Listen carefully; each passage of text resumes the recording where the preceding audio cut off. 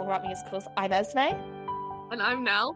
and today we are doing our Hadestown re-up, which includes our review for when we saw the original Broadway cast in March. It's now March. May. I know what time of year it is, but it was recorded back in March because I don't think I could do that detailed of a review now. My brain has No, I completely... don't remember what happened in that damn show. I remember. I I remember remember. little bits. You just remember. I remember some key moments of the day. You just remembering my face after if it's true.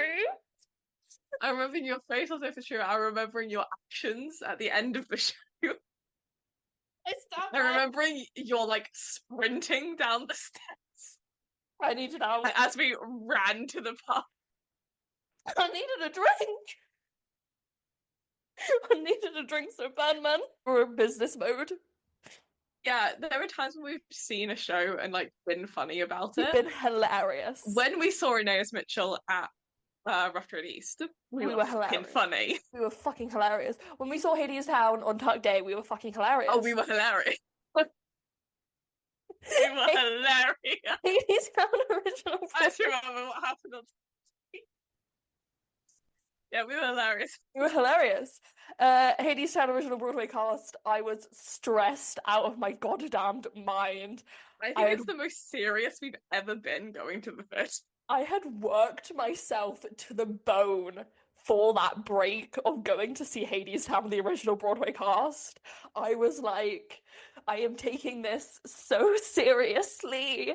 I remember at the start of the day, you sitting outside the Dunkin' Donuts, sunglasses on, like no emotion on your face, sipping a coffee while I talked at you, and then you going, I'm ready to go see the theatre.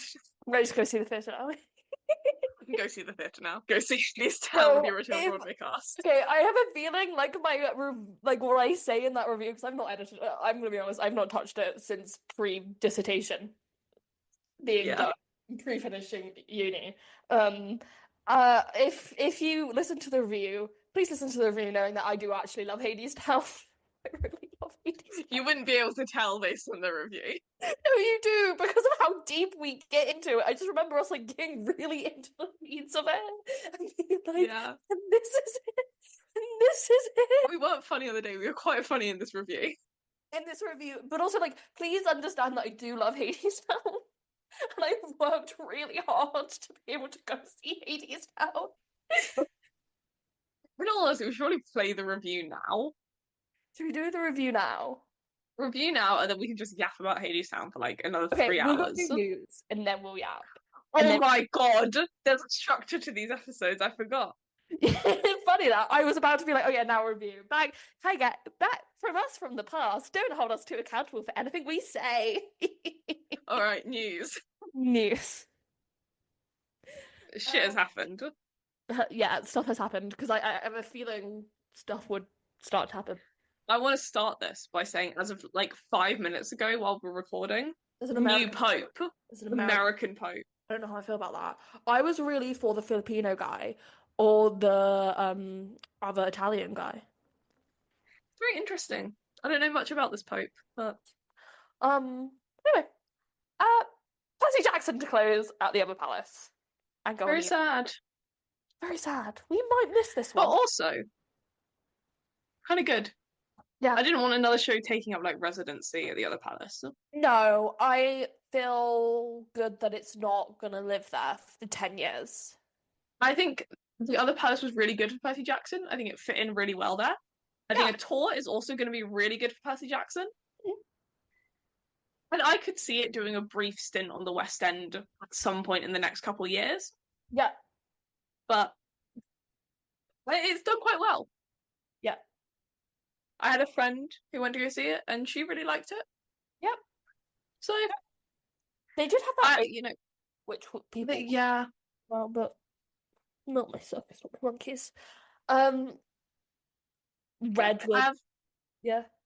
I feel very neutral about it. It's had its run, made its money. I'm happy for it. I'm excited to see what it does next. I kind of have no stakes in it. Circus monkeys, not mine. Yeah. Redwood to close. I have very little opinions about Idina Menzel's Tree musical. I liked the concept of the set. Yeah. Every clip I've seen of her like in the harness and stuff, really fun. I really Uh-huh. like it. Yeah. Beyond that, I kind of get why it's exciting. I mean, it was always Idina Menzel trees, and they had Yeah, nothing else really like they had no other plot line. I think a lot of people just went because it's Idina Menzel, and Idina Menzel which is is a big fair enough. character. But you know what? I could be swayed. Yeah, I am not immune to celebrity casting, you know, like any person. Um, this is kind of massive for my little show. I have now claimed ownership over Maybe Happy Ending because if you run back the tapes, you will see that I had been Maybe Happy Ending cheerleading from for a while. yeah, They said the words Darren Criss and they said the words Michael Arden, and I went, yes, this is yes. it for me. And then someone came out with the first preview and went, guys, it's kind of like Hadestown. And I went, okay, guys, what do I have to do to make this take over the world? And I've been yapping about it ever since. It's going on a tour, a North American tour. This is it, very exciting. So is Death Becomes Her. I don't have that written down, but Death Becomes Her immediately after being nominated for all of their Tonys, announced that they were going on a North American tour. That's very fun. I love to see it. I love to see it. I love Maybe Happy Ending, and I love I Death love this Becomes Her. becomes her. I'm a simple lady. Um, this when I was writing it down, I had to be like, what year is it? How old am I? What's going on? Um, Oh, if I'm being honest. huh? The next like two, Yeah. Yo, yeah, back to back. it's 2015, guys. But guys, let's get in our little time travel device and go back to 2015 for the segment. Uh, Heather's off-Broadway casting announced. It is returning to New World stages, and Casey Likes and Laura Courtney will be JD and Veronica. Good for them. Good for them. I feel very neutral about this. I am not 14. I don't care. Anyway, back to 2015. It's 2015. Um, Heather's off Broadway will run. I don't know for how long, but it will run. And hey, at least it's not Archie. At least it's not another palace. I take my blessings where I can get them. Um, Hamilton has become the first original Broadway cast recording to hit 500 weeks on the Billboard 200. Now, I meant to look this up, but I got sidetracked by the Pope. The Billboard 200 has not been running for very long. Yeah. Um,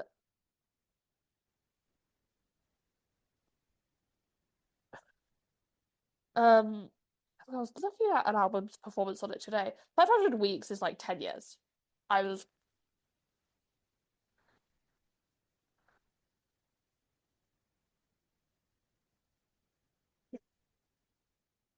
I'd be willing to bet. Oh yeah, it began tracking sales in the 90s. So I'd be willing to bet if it was tracking sales through the golden age of like Oklahoma, Hair, um, Andy, they would be a bit different. But I guess, yeah, this is Hamilton is the biggest musical since the 90s, I would argue. Or one of them. Yeah.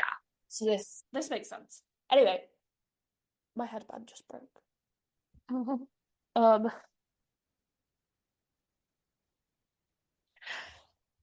this one is massive for me. We saw it coming. Again, sign up for the Broadway Journal. They'll tell you these stuff, and then they're normally right because they find financial records. Ragtime is returning to Broadway with Casey Levy, Joshua Henry, and Brandon Uranowitz. Massive. As someone who has cried thinking about the score of Ragtime, it's big for me. Big for me. Mm-hmm. I would like them to get an actual car because it's like a transfer of the city centre production. Get an actual car, please. Let's put a little bit more budget into it. It's very important to the plot of Ragtime that Cole House has a car. Yeah, I love Joshua Henry. He's very talented man. Adam Lambert to join Jesus Christ Superstar at the Hollywood Bowl as Judas. I always forget that this production of Jesus Christ Superstar is happening, and then they announce another cast member, and everyone freaks out. They're like, "What?" Yeah. And it's like, you don't know what Jesus Christ Superstar is. No, You don't get it. This is But so this is incredible. This is so fascinating because I would argue that this is part of the Andrew Lloyd Webber is cool again moment that we're having. Yeah. Because if something like Jesus Christ Superstar, which I think 10 years ago would be a bit passé and not cool and no one would bat an eyelid, and because we've progressed in so many ways as a culture, this is now like cool and edgy.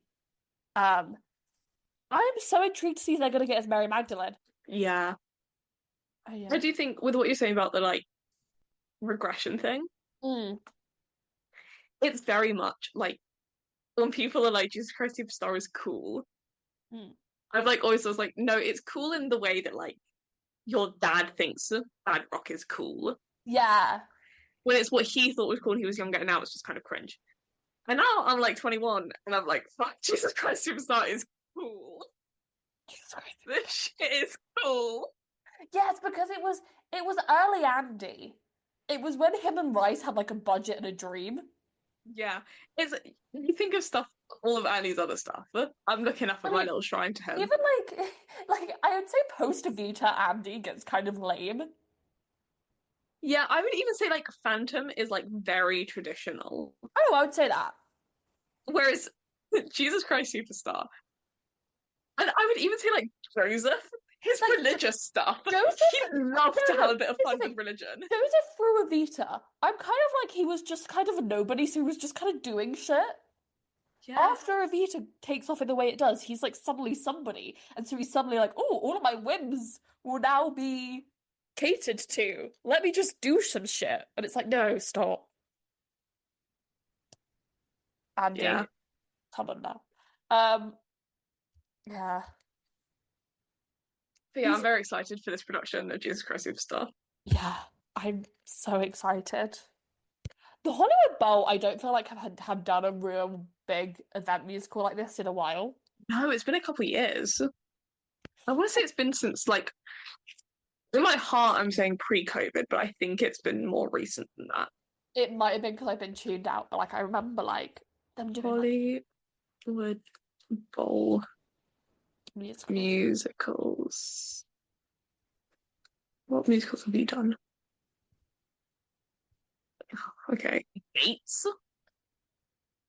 That's really helpful. I could try and guess based on who's in them, but okay. Chicago starring Samantha Barks and Ashley Simpson. A chorus line starring Ross Lynch and Mario Lopez. Crazy. Oh my God, insane. Annie starring Lea Salonga and Anna Gastea. Yeah. I have a feeling that Annie one was like 2018 because I remember it happening. Yeah. Les Mis starring Leah Michelle and Rosie O'Donnell. Oh! Goody season 1. Sure. Hair starring Kristen Bell and Hunter Parrish. Early 2010s, just 2012, I want to say. I remember this one happening, but I couldn't give you a date. West Side Story starring Jeremy Jordan and Karen Olivo. I need to go look up those clips after we're done. Into the Woods starring Sutton Foster, Skylar Aston, and Gaten Matarazzo. See, Sarah Bogus was also there, so Toby was very clued into it. 2019. My Fair Lady starring John Lithgow and Melissa Rico. No idea. Rent starring Vanessa Hudgens and Aaron Tveit. That was also like early 2010s. Okay, this next one I have no memory of ever happening, but it sounds like something I would know had happened. What was it? Mamma Mia, starring Dove Cameron and Corbin Bleu. Yeah, I watched the Catherine Steele vlog for that one when she went to go see it. I don't remember when this was. 2018, 2017. 2017. Boom! Damn. I have mental illness. So what was probably their most recent one out of that? Probably Into the Woods. Herbie made me really care, and when I was talking about how I went to go see Into the Woods, he was like, yeah, but Sarah Bogus was in it. I was like, no, but Philippa Sue was Toby. Into the Woods was in 2019. Yeah. Surely that's their most recent. Last time I heard about the Hollywood Bowl, Leve was performing there. Love you, Leve. Yeah. Okay. The point is, they haven't done one in a while, from what we can remember. From our steel trap of memories, as we've just proven, we know our shit. So this is a fun one to come back with. An all-star. All-star. Yeah. Oh, hello, I'm Dolly, cast and discourse. Yeah, it's the discourses. They didn't cast anyone from the open call. They never were. They said that they have casted 2 people in one of the roles. This is one of those things where obviously they weren't going to cast Mm. a complete unknown. It happens sometimes. It's fun when it happens.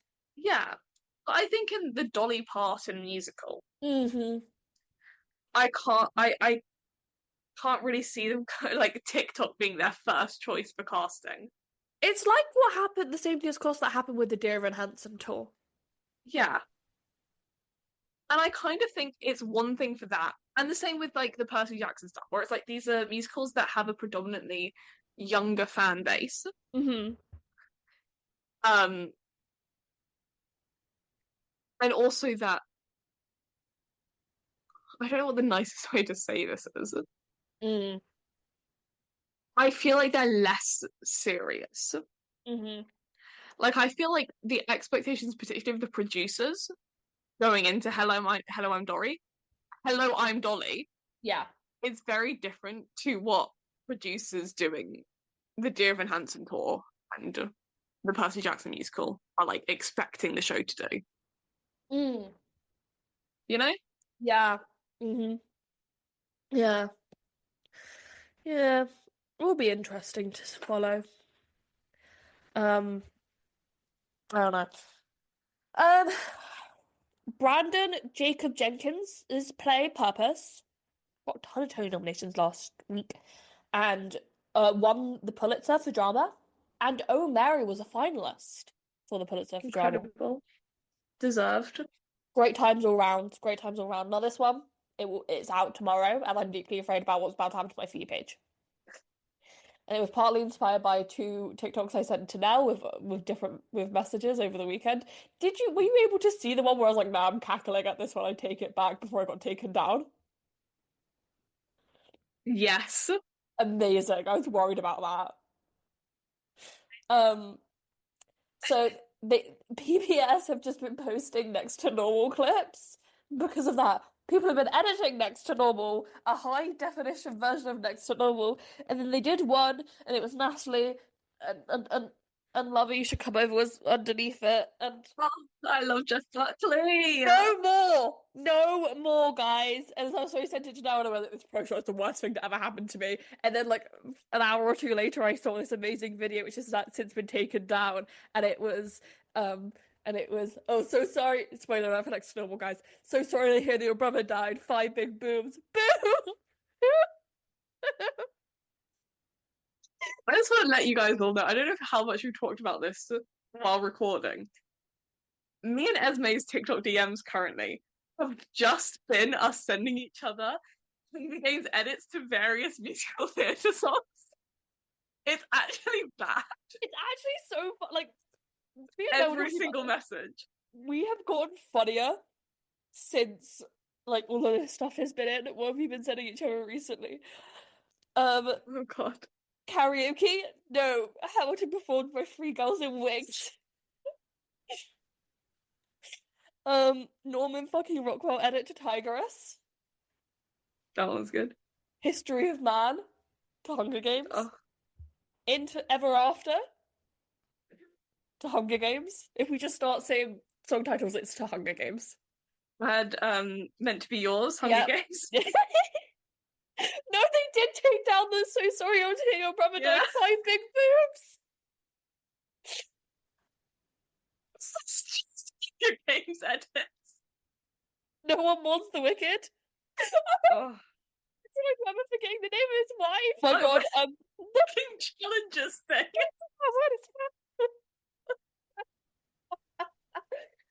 Your response of sure, what the hell, sure, and I went time is a flat circle.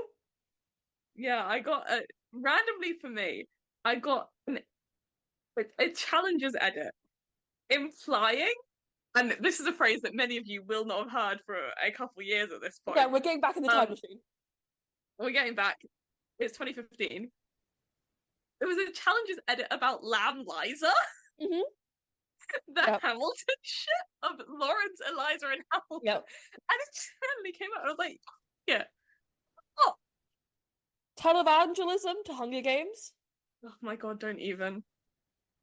Tom Francis and the Don't vape. even.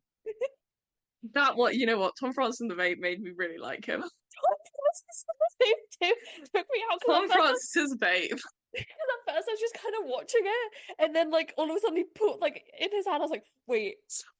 He's being completely normal, like doing a great interview. And he's like, let me show you this picture. And he just pulls out his vape, and then I was like, vape. and I don't know what else because I also had a vape in my hand while I was doing it. I was like, am I seeing shit? What flavor is it? I saw someone on Twitter say that it was a mint vape.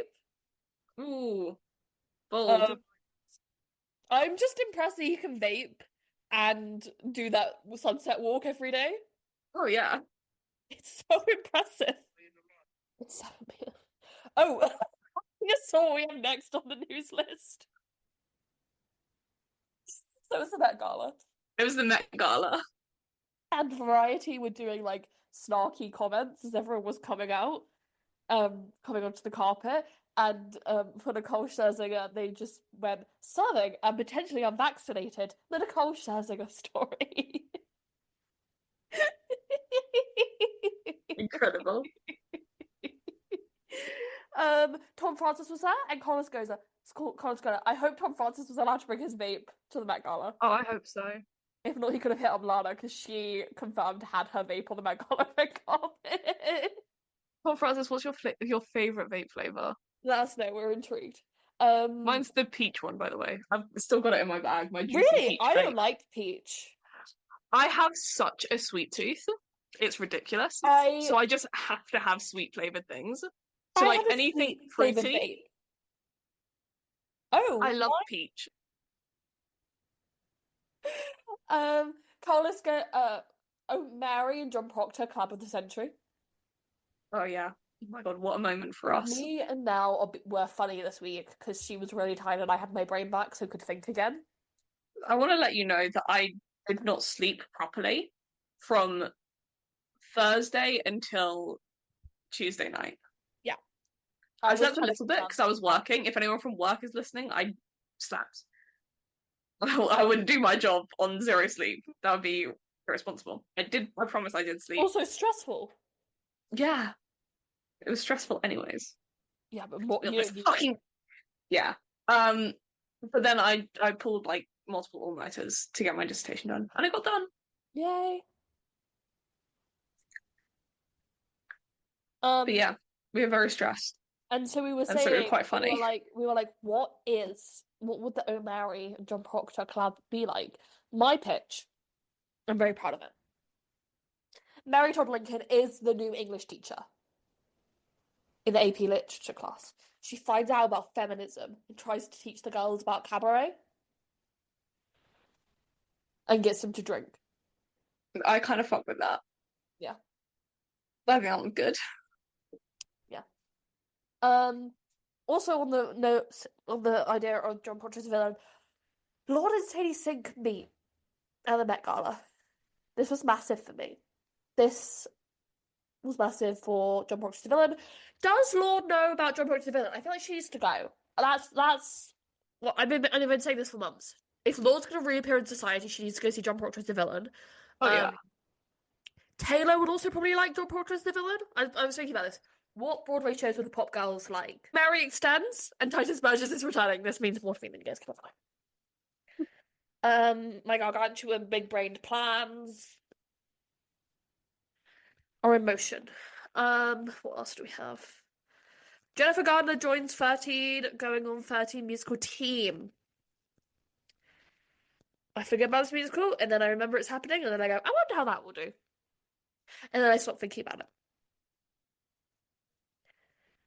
it. New Titanic cast? Exciting. I love Titanic. We have to go this summer, basically. I Yeah. finally saw two shows this week, and it just reminded me that I actually really fucking love theatre. Like I love going to see shit. You know?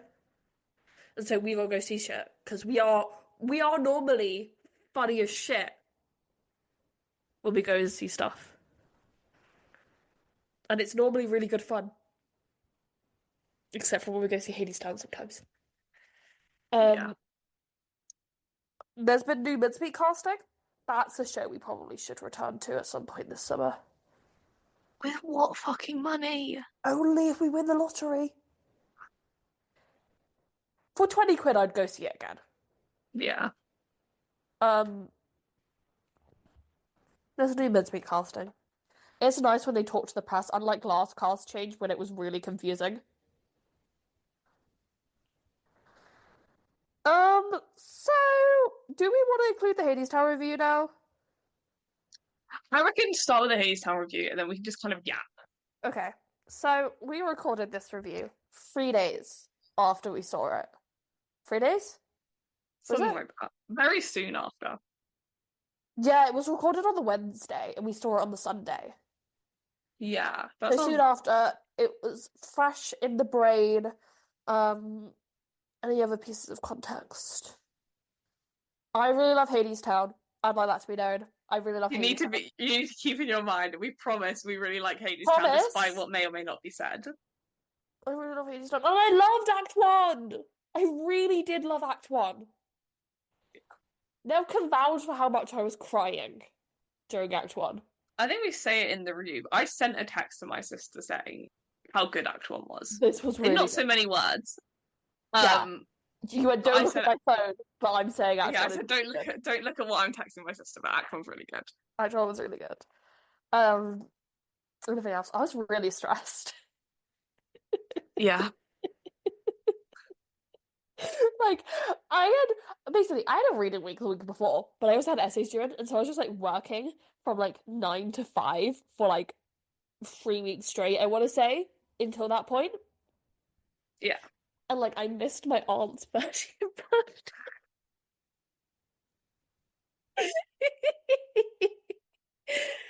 To go see Hadestown. And was it worth it? It was. I needed a break. And if my break was going and sitting in the balcony of the Lyric Theatre and crying for an hour or so, then it was worth it. Yeah. It's where I feel comfortable, actually, in the balcony of the Lyric Theatre. So, hope you enjoy the review. You got any last words to say before? No, I don't think I do. What, any words I would have to say you would cut. Okay. Enjoy the review. You get to talk about it, but only for like 2 minutes. At the end. I say at the end, because once you start, you don't stop. Well, me. Because I feel the need to correct the record. Alright, review. I feel like I should be doing like the hello and welcome to, but this is gonna. Yeah, I was like, hold on. This is probably gonna go like in the middle of an episode or like at the end. I haven't worked out yet because we've not actually recorded the episode. I reckon going in. We would probably just go where our thoughts would usually go. I reckon we do it like it's a news episode. It's like, and now reporters on the scene from 3 days after we saw it. And then when we end this, we've got to go back to you in the studio. Yeah, from the 5th of March at 1 p.m. 1:18 p.m. 1:18 p.m. on the 5th of March. We saw Hadestown on the 2nd. 3 days ago. Yeah. That's crazy. It feels like it's been longer, and also yesterday. I feel like I've lived a million lives since we saw it, but also I feel like I just walked out the theatre. My brain. So I just sprinted out the theatre with Esme quick on my heels. Well, also, the people were being insane. Yeah.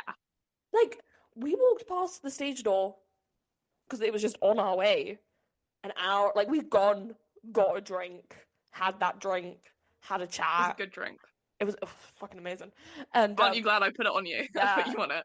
put you on it. Put you on it. And then came back, and there were still people stood outside the stage door. I was Like, like, they've gone home, guys. I hate to tell you this. They're not they coming are out. in an Uber.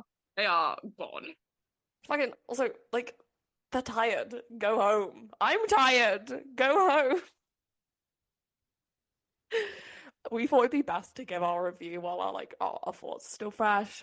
They're still in our brains. I've joked that I'm excommunicating the demon that is Hadestown. We both got to kind of look into Um, school this week, so yeah, we've both got lives, unfortunately. ugh. And thinking about Hadestown 24 hours a day. It takes up a lot of time. Oh my God, it takes up so much time and brain power and Yeah. emotional power. Like I'm protecting my peace. So we're doing this now. Um, should we just go through the day?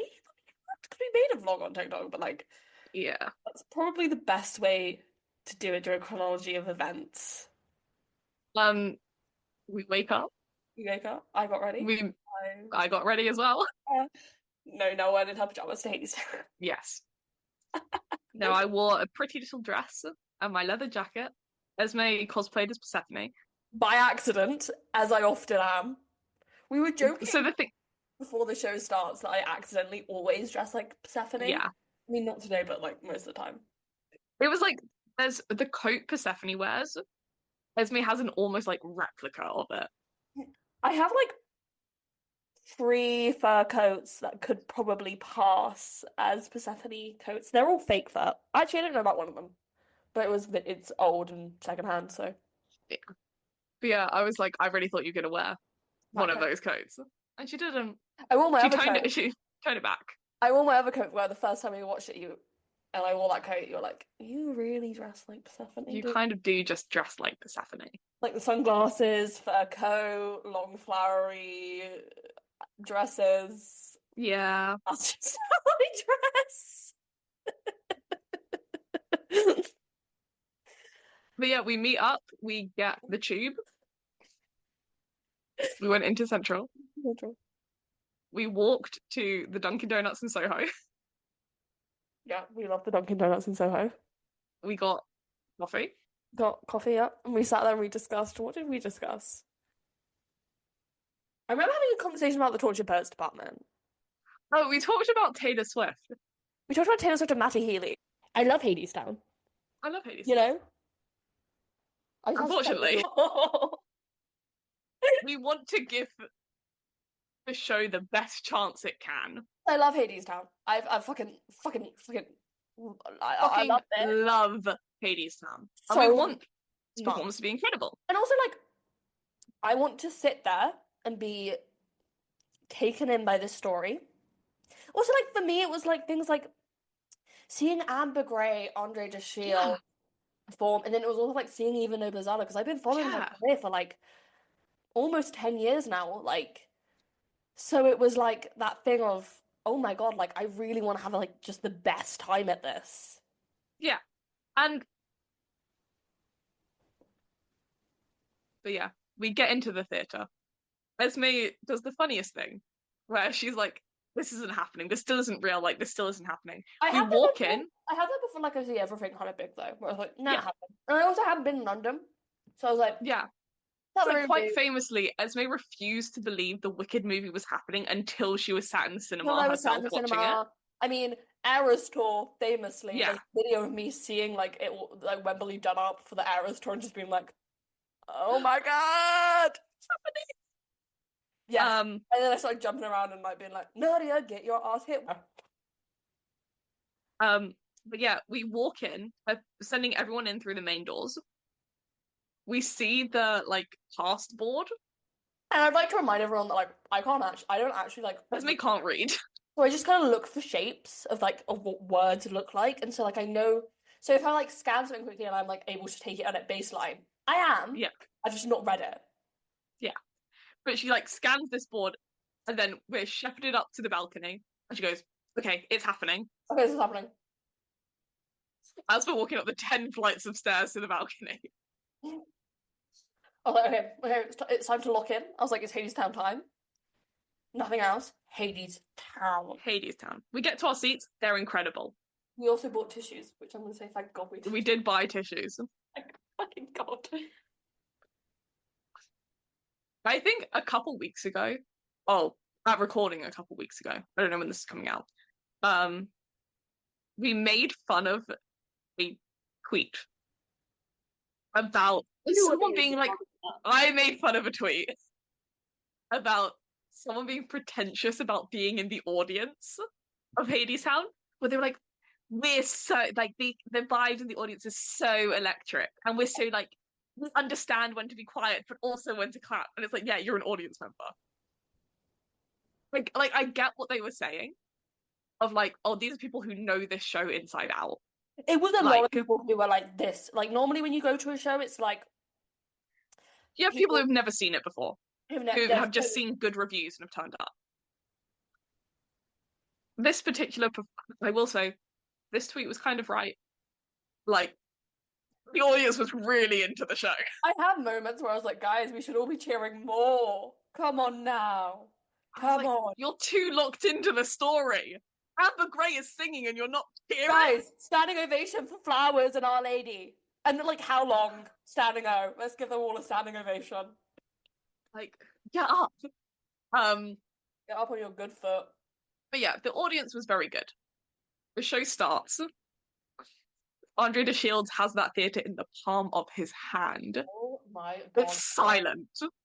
Yes, I love silence in theatre. That's something I've also realised. I fucking love it. I think it's such an interesting moment when it's chosen. Yeah. Like, no, there's no, like, the weird, like, shuffling or, like, clearing of people's throats. It is silent. People are just, like, so enamoured and, like, entranced. I think, like, that audience genuinely kind of... I mean, I personally felt it, but I felt like there were moments where I was just, like, in a kind of a trance of just, like... Yeah. What the hell? But Andre de Shields walks over to each chorus member, and I didn't see if he interacted with Orpheus. No, he did Orpheus is off to the side, isn't he? Yeah, he's fucked up. With his little book. His little lyrics, bless his heart. Little lyrics that just say la la la la. Yeah, I did have that thought of like the song to save the world being La La is actually so fucking goofy, but I'm obsessed. It's hilarious when you actually think about it, but like, it works so well. Yeah, in the context of the show, you're like, this is so beautiful because it can kind of mean anything. You know, it's so simplistic. Like, love is the answer. Yes. But then you're trying to like explain to someone, and they're like, so we sing this song, and the lyrics are la la la la la la la la, and it's a song that can like move mountains and rocks. Yeah. You know, the Stones wept and they let me in when he sang this. It's like, oh, what did he sing? Well, he sang la la la la la la. Different from the La Las and Gilmore Girls. Different from the La Las and Gilmore Girls. From the La La Crocodile. Sorry. My friend once thought you know the song "See You Again" by Tyler the Creator. Yeah. He once thought that was done by Shawn Mendes. Just like La La Crocodile, and I was like, no, Galley Pop. Nice. That's all I think about now when I think of La Crocodile. But yeah, Andre Shields has the theatre in the palm of his hands, and when he starts, oh my God, I teared up because I stopped listening to every version of Hadestown for a multitude of reasons. One, I had this thought of, I've seen a couple of Hermes. I've seen I'd seen 3 Eurydices. I had seen 3 Hermes. Like, I'd seen 2 Hades. Like, I'd seen variations of this. I'd only ever seen 1 Orpheus. And so I was like, I've got to stop listening to Donald Finn. And I said this on the podcast. I was like, I've got to stop listening to this quite early before we saw it. So I stopped listening to it like a month and a half before we saw it. And then I also stopped listening to the Broadway version because it was like people very early on said it's some of the vocal techniques, not techniques, placements Mm. The emphasis are in different places. And I went, chill, not gonna listen to it. So I didn't listen to Hadestown for like a month. Yeah. Again, And I'm so, doing everything okay. I can to give this thing the benefit to Yeah. really fucking love this thing. I think from here, let's not just do a run through of the show. No, I Let's do. talk. Let's talk. Let's talk. I do like I. So We'll focus it on Act One. We'll do Act Two in a second. yeah, yeah, because we had some interesting discussions during Yeah. that break. For me, Road to Hell is always just going to be Road to Hell. It's very much Yeah. setting you up. Everyone is that, and it's a fun time. I think this is the thing. We've said this on the podcast. We haven't said it on the podcast. We talk a lot about Hadestown. But yeah. I think Act One has the most fun songs. Act Two has no skips. Yes. Like, I could listen to all of Act Two on loop and never skip a song. The only exception being maybe Papers and Papers Instrumental, because they're just talking, really. But even so, in the context of once I get into it, no skips. But like my thing with Road to Hell, especially with this one, is like there wasn't anything that I was noticing for the first time. There wasn't like any great revelation with any of the characterizations. I just thought Honored Shields was like charismatic and like really good. Like that's I what think for me, Road to Hell was sitting there and being like, oh my god, I'm seeing Andre de Shields as Hermes. Oh my god, I'm seeing Amber Gray as 70. Oh my god, I'm seeing Philip Boykin oh, as he was Hades. great. Oh my god, I'm seeing Even Amazon as Yeah. Eurydice. Oh my god, I'm seeing Reeve Carney as Orpheus. Like just being like, oh, It was just I'm like actually seeing the original Broadway cast. post Philip Boykin. Yes. Who was it? We got a little slip in the program, so that was fun. It's very nice. But yeah, Road to Hell was just very fun. Road to Hell is Road to Hell. Like you're always gonna have a good time. Like Yeah. I didn't notice any differences. I didn't notice like I was just having a good time. Where I started tearing up, and I thought this might happen, and I said it in last week's episode as I'm recording this. So I think it was like the Olivier predictions. I say if Anyway the Wind Blows starts and I start crying, Mind your business. mind your fucking business. Because also one of the things, like I said, I wanted to like look out for was the fact that Madeline Charlemagne played Eurydice for 6 months. She was and now she's gone back to her fake track that she was in originally. So I was like, I wonder how that's going to affect the dynamic.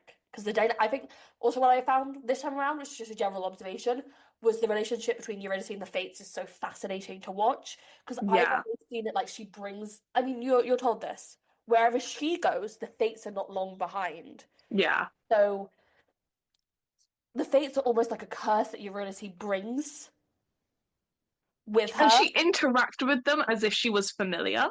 Yes. Like there was a bit I don't remember which fate it was, but one of them, as she was about to light the candle, went to like blow it out. Should I tell and you? It was like Eurydice pulled away. Should I tell you I was on the fucking A game? And I was like, I'm obsessed. Bella Brown. She was one of the Fates. I've seen her as Eurydice, and she was great that time, but like this time I was like, oh, respect. All of the Fates were like incredible. Oh my god. I don't know if it's again, you know, what did last episode end up being called? I just named it Olivier's. Oh. It was going to be called Rule Britannia, by the way. No, I joked about calling it Rule Britannia, but then I was tired by the time I uploaded it because I uploaded it after the Hadestown. But I don't know if it's being like still on this Rule Britannia grind, and they were just like the British cast members. Like same with the chorus. I was like, the chorus is eating this up. No, I think it is because. But actually, it was just because they were British, and I was like, hell yeah.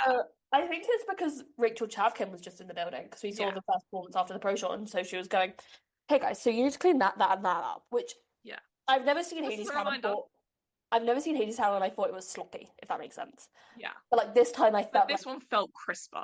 Yes, it felt crisp, like you pop a real like crisp Diet Coke. That's what this felt like. It was like fresh out the fridge. Fresh out the fridge, it's been chilling. The other ones weren't bad, but this one was fresh. This one was fresh out the fridge, it's been chilling in there for like for 3 days. It had that condensation on the outside already. Oh, and it is 20 degrees outside, so it's gonna and I immediately, the word that immediately came into my head as I was watching Eurydice was feisty. Yeah. I've described Grace Legit Young because I saw her Eurydice twice. It's the one I'm probably most familiar with as gutsy.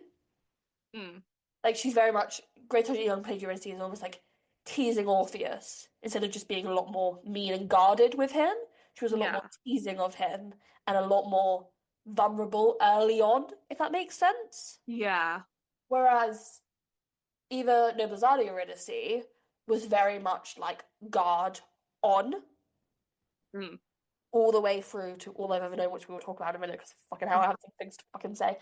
Um, a demon took over my body. That's what happened during All I've Ever Known. And yeah, that's what I Like have. it when Eurydice let her like the line she fell in spite of herself in love. Oh, Esme's having a religious experience again. But I feel like that line, this isn't anything against the other no, it's just a companies we've different seen. interpretation.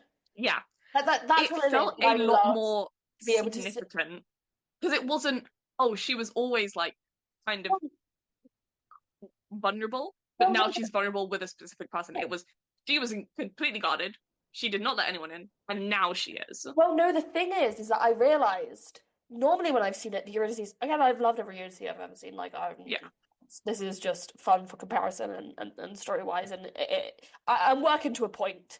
Um, is normally when I see Eurydice, they normally loosen up a little bit around mm, wedding song at the end of wedding song. yeah, And then by the time you get to living it up on top, they're having a great time. And so, yeah, let's be vulnerable when it is time for All I've Ever Known, which works. It works as an arc, and I don't disenjoy it. If I go again, which will probably happen at some point soon, knowing me, and I see Desiree and Cathbell do it, I'll probably do it that way. I'll be like, yeah, checks out. I like this. I have no qualms. We do have to talk about living up on top before we talk about All I've Ever Known because oh my God. oh my God. I think my last thing with, Oh, I think I'll say it to do with well. wedding song. Yeah. I think obviously there is a reason this happened, but the chemistry between Orpheus and Eurydice was really there. And we all know the reason. It's because they're dating in real life. Like, I could very, very much tell that specifically Orpheus, I was like, oh, he's in love with her. Like, he is obsessed with her. And then it was stuff like in Wedding Song after he But again, sings his little la la la. I was also like, there's just works with the characterization. Yeah. Oh, also, do you want to know what I picked up on? Like in Anyway the Wind Blows slash In to Come Home with Me. Um, the thing of, and you know how those muses are. They leave you. And I was like, Yeah. foreshadowing. You're setting it up that Orpheus might be a bit fickle. Yeah. I never clocked with that before, but Yeah. on the way that he Under presented the that, shields. I was like, oh, ooh, Oh, ooh, interesting. yeah. I think everything, all of the interactions throughout the whole show, all of the interactions between Orpheus and Eurydice were incredible. I have some issues with Like promises. I really like. I was just not on board by the time we got I to. was, we'll get to promises. I was not really paying attention. Something happened. There was a lot going on during promises, but even when I try and like, I'd be like, okay, like I think that they've set up a good foundation for the Orpheus and Eurydice relationship. I'd look at it and I'd be like, wait, why am I not buying this anymore? Yeah, I think up until I think for me, I wasn't really paying attention to promises, so it doesn't really register to me. But throughout the whole thing, I completely bought into specifically the relationship. I think there were other parts about the characters that I was like, I don't know if I believe I've been this. thinking about this. But their relationship, I fully bought No, into. I was like, in the he's in love first with her. She eventually is in love with him. in They the would do first anything for each in the other. first act, and especially like in Way Down Hadestown, but I have to talk about Amber Gray in a moment, so I'm not going to get too into it. I have to talk about Amber Gray. Especially in Way Down Hadestown, I really believed it, and then I just didn't believe it. Like post Come Home with Me reprise, I don't know what it was. Because the second they were back on stage together, I was like, oh, we'll get back to it. We'll get back to like the act one, like how I was really invested in it and weeping, and then I was just like, oh.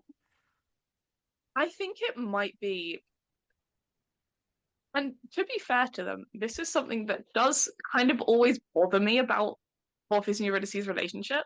Mm. concept of it being a betrayal. I don't think it's Where a it's like, betrayal. yeah, I've but never read it as one. I think it's meant to be read as one. Because it's how Hades talks about it. He's like, I was left behind as well. I was betrayed. I was like left alone, like you, Orpheus. And it's like both of them apologize to each other. Where it's, I think what you're meant to see it as, we've already skipped ahead to Act 2 way too quickly, but I think you're meant to see it as Eurydice, well, Orpheus betrays Eurydice by ignoring her. Like, she goes through this whole ordeal of, she has her people turn on you just like the wind. Everyone is a fair weather friend. The second the weather Yes. turns, he's ignoring her again. No, she is She's also on her own again. She is like literally battling the fates, Yeah. battling by fate to make it home to him, and he's also made that promise to her. That's also what I've been thinking about a lot of Yeah. the chorus of the wedding song of everything's going to be fine. You stick with me. Everything's going to be fine, and we're holding anyway the wind blows. And that's all that Eurydice wants. She I think as well, even the wants line to lie of down and go to sleep. And so when Orpheus is promising that to her, some of the jokes we're making before the show. yes, we were making some funny jokes before the show. Actually, got nothing to do with Hadestown. We were just high on our own supply. I also think with Orpheus and Eurydice, No, can I continue for a second? Yeah. I'm going somewhere. So she wants to lie down and go to sleep, and I've been thinking about this quite a lot. So she wants to lie down and go to sleep, and Orpheus kind of promises that to her and lives up to it as long as times are good. And then the second they're not, he's not holding up his end of the bargain, and she's holding up hers. Yeah. And so he's like, well, if he's the way I interpreted it in this performance was Orpheus wasn't holding up his end of the bargain, so Eurydice was like, right, okay, then I'm by myself again. Peace. I love you, Orpheus, but I gotta put me first. Because I think it's like the line, it's in the end of All I've Ever Known, where it's say the wind won't change on us. Yes! It's not say the wind won't change, say things won't get bad. It's even when they do, say it won't affect us. And when the wind changes, it fucks them up. But then the thing is that you're also meant to believe that it is a betrayal for Eurydice to willingly go to the underworld. That because Orpheus does all the wait for me, and up until he is told by Hades in papers, his belief is that Eurydice has died based on his neglect. Yes. That it wasn't her fault. Yeah. She was hanging on for him, and she died from natural causes. You'll then find out, oh no, she willingly went down to the underworld. She willingly sold her life away, signed her life away to Hades. And that's meant to be a betrayal. I have never bought that it is. No, because like I agree with you. My mum agrees about this take. So I was talking about when I saw her with her back in May, and then when I took my friend Martha to go see it, shout out to Martha, she believed it was a betrayal of Orpheus for her to go to Hadestown. And I've just never read it that way. Yeah. I get the concept of why it should be a betrayal. But I think the thing is also you don't ever get a promise to Orpheus. Eurydice is never sitting there going, I won't ever leave you. She does. She does at the end, and that's what made the arc of Eurydice. This is my main point of the whole entire show. The arc of Eurydice and Persephone was this viewing was exceptional. I think this is the thing, is honestly, a lot of this viewing I spent looking at the relationships between the characters rather than, because I think, like, especially with Eurydice in particular, I think her character as a whole was an incredible watch. It was and the same with Orpheus. It was a take I hadn't seen before. I think it was really good. Yeah. Like, it was fresh. Again, to use the word again, it was fresh. But most of the time, like, with Persephone, I think her character was also played very well. I was more interested in how she interacted with the other characters. Yeah, so can we talk about Live and Laugh or not? Because we got to go ahead. We got to talk about it. So first of all, let's talk about Epic 1, actually. And I wasn't really looking at Orpheus. I'm gonna be so real. I felt no need to. I know what Orpheus is doing. I've seen this show 4 times. He's standing on stage with his little guitar. He's standing on stage with his little guitar. Guitar. His lyre. His lyre. I still love that joke every time it makes me giggle. It's a knee slapper. It's a you got me there, Aeneas. Um, and and I was so I was and also I've not seen the balcony that many times. Hmm. Because even like last time we saw it, I was so zoomed in on Donovan. Yeah, So as this, she often is. as I often am, Donovan, I love you. Please come home. Um, uh, and so I was like, oh, let me see what Persephone's doing. And I was watching her, and Amber Gray. I mean, I just could not take my eyes off of her, and I really loved the fact that like this song always brought her back. The way I always interpret Hmm. it, maybe this song brought her back to the world. Yeah, like the The sun, sun, a the spotlight sun started comes on, shining on her. and she like comes to life a bit, and then she comes down, and living it up on top starts, and oh my God, that number has never been more fun in my life. Oh my God, I was not in. God, I was having the best time. I think again the relationship things, But also like Orpheus giving Eurydice the cup and like in front of Persephone while she's talking to Eurydice, and then her saying the line, "You make the most of it." and then like but it also because the way that I'm giving all the credit to Amber Gray and even though Bizarre here because I have a reference point for this. I think it was the attention the two of them were giving to Yeah, this dynamic between Persephone and Eurydice. It the way that they interacted during that song, because you really do have to set up the parallel between them in that song. yeah, It's not really a lot of like actual dialogue to do so. I know that there's that verse from Chance of Lover once, I was once like you, young like you. yeah, Um, but and so they did all the work of that verse in chant reprise that was cut between themselves in that song, and it was so genius. yeah. And I'm obsessed, and I've not stopped thinking about it. If you couldn't tell. I think like specifically the relationship between Eurydice and Persephone Oh my was God. so fucking clear in this performance. God. I was like, this is the start of the show. This is what the show is about. I was like, fuck Orpheus. Persephone and Eurydice are going to lead the revolution. Yeah. Um. This this was the viewing. I was like, yeah, this was definitely written by a woman. Oh yeah. I was like, I get this. Yeah, feminism. I think okay. All I've ever known. A demon entered my body. It was beautiful. Again, the relationship, beautiful. Again, I was just I like, bought it. I was like, they are no. in love. Also, I was just like, oh, Oh, Eurydice's letting her guard down. This is so beautiful that she's found someone to let her guard down with. And then I started crying, yeah. real tears like down my face. Now I was like, I could hear your breathing was off. Yeah, I could hear shaky breathing next to me. I will say, all of them know, I really liked that even Obzada played it drunk. Like right before it starts, she chugs like a glass of wine, and then she plays it as if she's drunk. Also, I think that makes sense for the also, character. That's why she lets her guard down. one more thing to say about living it up on top. Okay.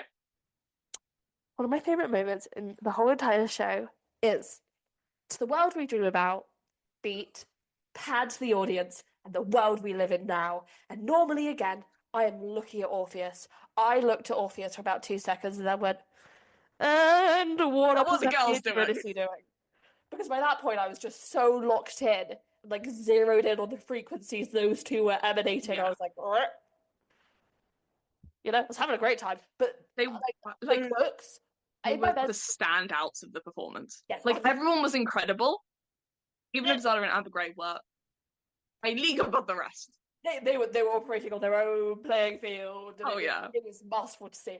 But and the looks on the I mean the word I used in a mezzanine review was haunting. The looks Yeah. on that those two faces were haunting, and I looked over at Orpheus and he was just kind of stood there, and I was like, okay, um, I did really like the like fourth wall breaks of the world. Like every time the world we live in now was talked about, they would look at the audience. I was like, "Fuck, we are in the world we live in now, but I want to be on that stage. I want to see how the That's the world I world dream about." living it up on top though. Yeah, Like it was like that moment in like living up on top where I was like, so like in my head like it's almost like okay, so the way I act, this is how I'm thinking about it now. This makes sense to me. In living it up on top, that movement part, yeah, it feels like an ending to that. Yeah. I just think it was. I think in past performances, I've always just kind of viewed that section as a dance. Mm. It's kind of it's a bastardization of the Epic Three dance, Yes. where it's them moving together. It's a completely different thing, but it serves the same purpose. In this one, I was like, oh, that's just what happens in Epic 3. That is them coming together. That's Like, probably a that is better way their to think relationship. about it. Yeah. Because it's also one of those few moments where we actually just get to see Orpheus and Eurydice be a couple. Yeah. And it's like, I get that it is an echo very much of the Epic 3 dance, but it Yeah. felt so them.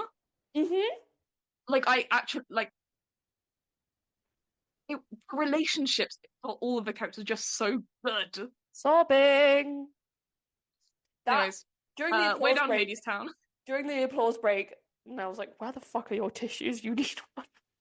Get your tissues out, girl. 'Cause I was like, Um, I wasn't actually making noises. I was just way down Hadestown again. okay, Relationship between Orpheus and okay. Eurydice was really good. Now, Hadestown is also when I noticed something. This interpretation of Orpheus, because I believe it is an interpretation. I said this down the interval. So, and I've also have like I have a friend of a friend who said this to me many many years ago. This interpretation of Orpheus is kind of as a loser who like doesn't really have a backbone outside of Eurydice, and like that can kind of be seen in the movements of Way Down Hadestown because like Eurydice's like the one who's having to like say Orpheus, get behind me. Something scary is happening, and it works with the with the versions of the characters that we've seen until this point. And I was like, I like this. Like, it is she moves, he follows.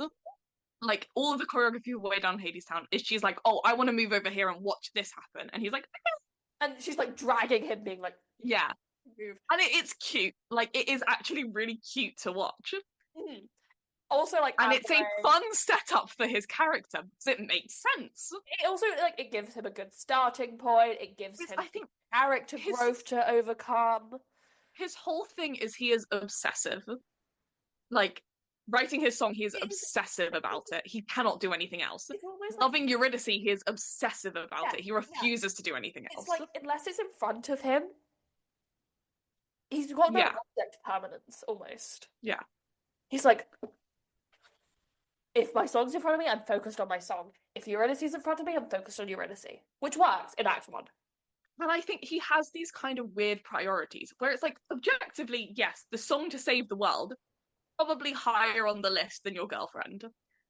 But in real life, maybe pay some attention to her, brother. Real life, pay some attention to her because she's saying stuff like food, water, shelter. I think this is the thing. It's like what Hermes says. He saw the way the world could be. And it almost feels like the way Reeve Carney plays it, and I actually do quite like this interpretation, is instead of it being he sees the way the world could be in spite of the way that it is, it's instead of the way that it is. I like that. I don't mind the interpretation in Act 1. Act 2 is when I have my issues. Yeah.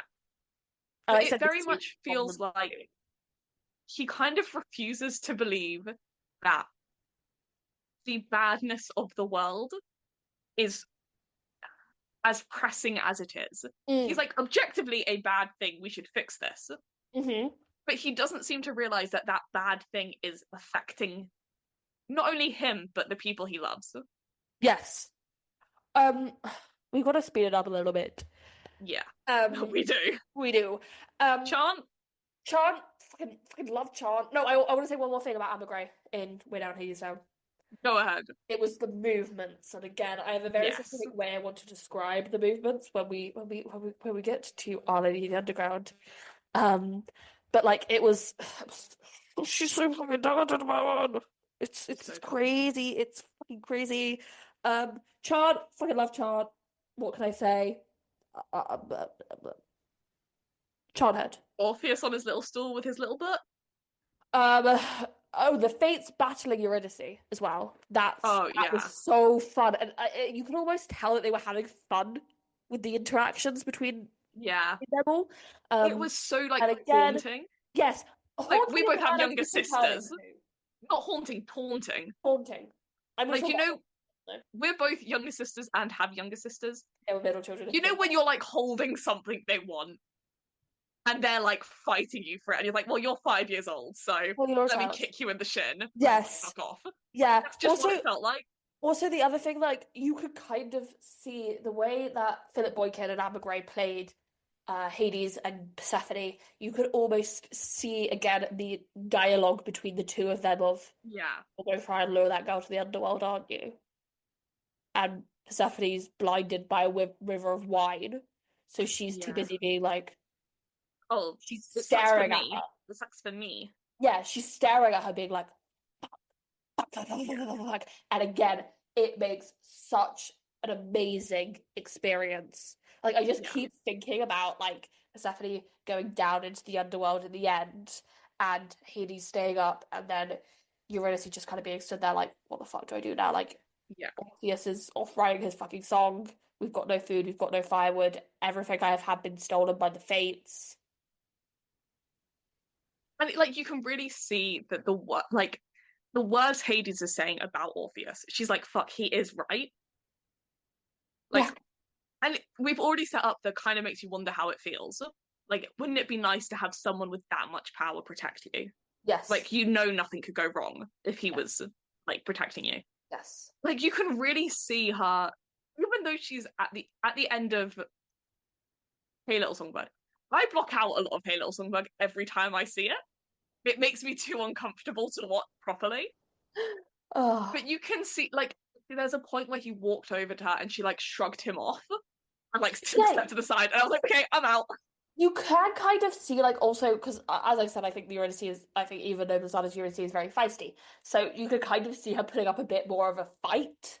Yeah. But also, it's a very interesting conflict of, I probably should go with him, but also I don't really want to, so I'm just gonna You can kind of. see as the song goes on, like she's realizing, oh fuck, he is telling the truth. Well, at first Like, it's like, who the fuck he well, is? if he's telling the truth about my situation, surely he's telling the truth about what my situation could be if I went with him. Yes, yes. It makes sense. And also, like, Eurydice kind of gets a bit tempted by the money in, like, Way Down. Yeah. I think that's another thing that Grace Ledger Young. I don't want to compare the two too much because I do think they're fundamentally quite different performances. But Grace Yeah. Ledger Young was also quite good at highlighting like how enamored she was by Hades' wealth Yeah. way down.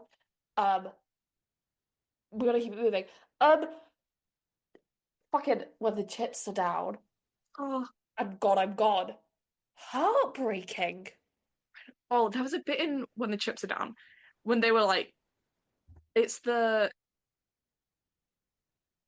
or you'll get or they'll you stab in the back bit. Yes, You really see let out a scream. It's like, they were like vocal powerhouses on that yeah, stage. And yeah, it was giving me everything, and everyone was like so in sync with each other, and they were all like yeah. going at it. And oh my God, I was crying so much.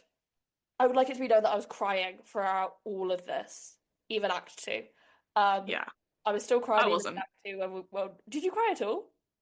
I cried at the bit I knew I would, which was the end of, well, the start of Wait For Me Reprise. Oh Just my God! hearing that the meanest dog you'll ever meet. I Oh was my like, God! oh, Oh, it's oh. happening! It's happening And then again! also, um, I got teary in Epic 3 at the end of it Yes. into They Danced, but I didn't cry. I was just like, oh, That's the great. that's Um, great. Um, no, and then like the decision to go is always heartbreaking of like, obvious my heart is yours, but I've told It's you my that. gut I can't ignore. Yeah, I'm hungry, Orpheus, I'm I'm tired. hungry. But her leaving the flower. I think that's the thing of having Gone I'm Gone as a song is the reason why I can't ever view her choice as a betrayal. No. Because I get they don't really have the time to explain their choices. But I'm like, no, she wasn't betraying him. She had no other choice. And she's also told him this before. Yeah. He just thought he could finish the song before, but he's too busy trying to finish the song. I get it is basically just miscommunication. Yeah. Like that's the crux of why what happens happens. Yeah. fate, that they can't communicate. Yeah. But it just pisses me off. He did Um, betray her. and then yeah, and then it goes into Wait for Me, and The candle bit was cute. I that stand happens by it. every time.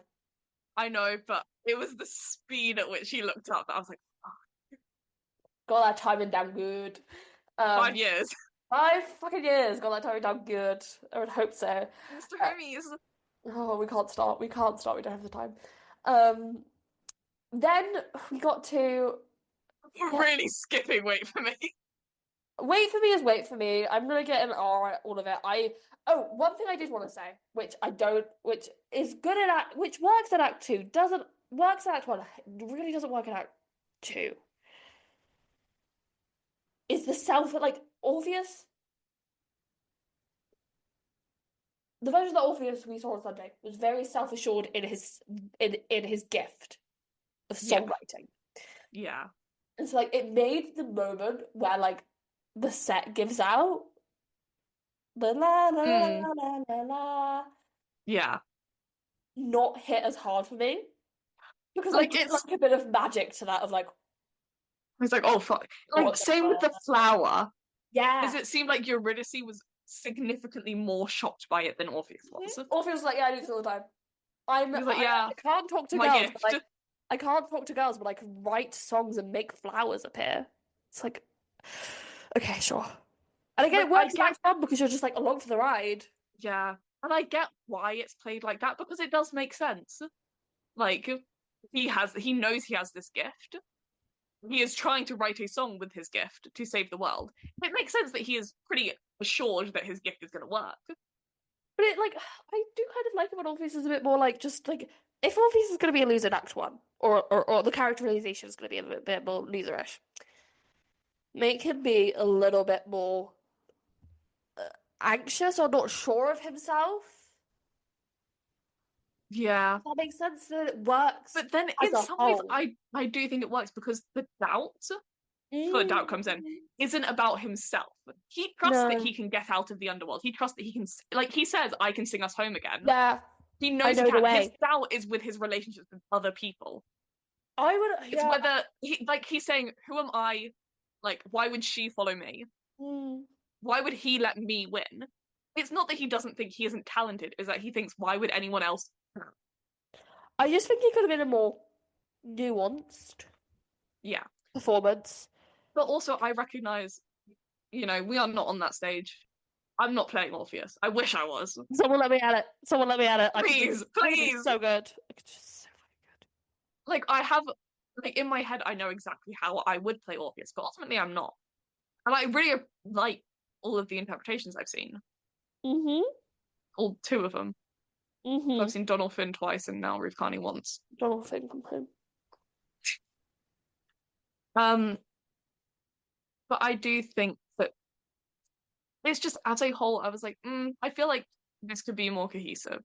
I was just like, as to who Orpheus is. Yeah, I was just like, I feel like because everyone else is giving such whole and complex performances.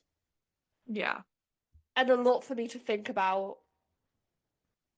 Whereas he was very much just like, and now I'm going to sing my song, and of course everyone's going to lose their minds because I'm singing. Then Why We Build the Wall? I love the end. I love the fact they kept the ending. Fucking love it. Fucking gives you chills every single time. Every single time. Every single time. And again, that moment between you're ready to see Persephone and Hades. When like Persephone really did not look away from the audience for all of Why We Build the Wall. Like even when Eurydice came in, she glanced at her. I was like, but also like fucking loser.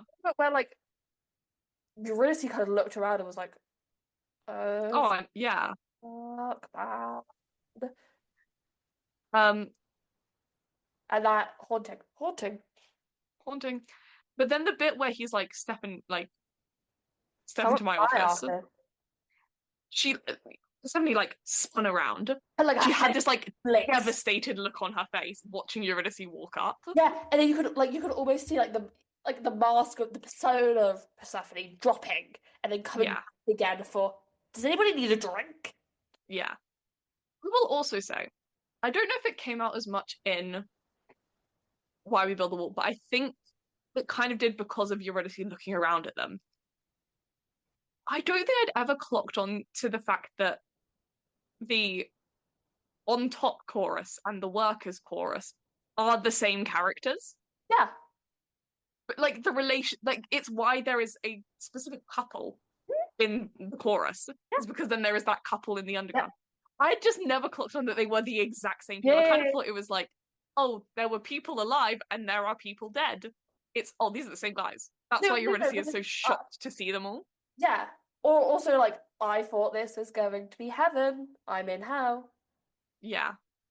And like that's why the whole like, why won't anybody look at me? Yeah. Is, oh, she's meant to vaguely know these people. She's basically like, "Hi guys, I'm here to see. Remember me? Remember? Like, hey, Hey, my name's Eurydice. I'm like, do you remember a couple months ago? We what's were going on? We were hanging chilling, out. we were living it up on top. Yeah. But Like, no. yeah, I think we've covered most of the talks we had in the interval about this actually. And I fucking love Act 2 of Hadestown. I think it's one of the most perfect acts of musicals. Again, zero skips. Zero skips. If it's true, then Act 2, and I fucking love if it's true. Banger tune. Banger moment. Our Lady of the Underground. Cry every time. One more. Anything else I'd like to say? No.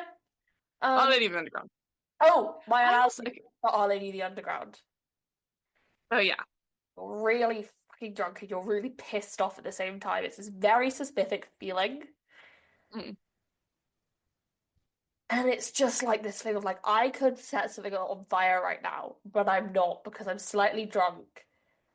But I'm also pissed because I'm more pissed because I'm slightly drunk. But I'm also going to get slightly distracted and just tell you all these random things. Yeah, like it's easier not to think about it while I'm drunk. Yeah. I am still thinking about it. Yeah, you Like, kind of.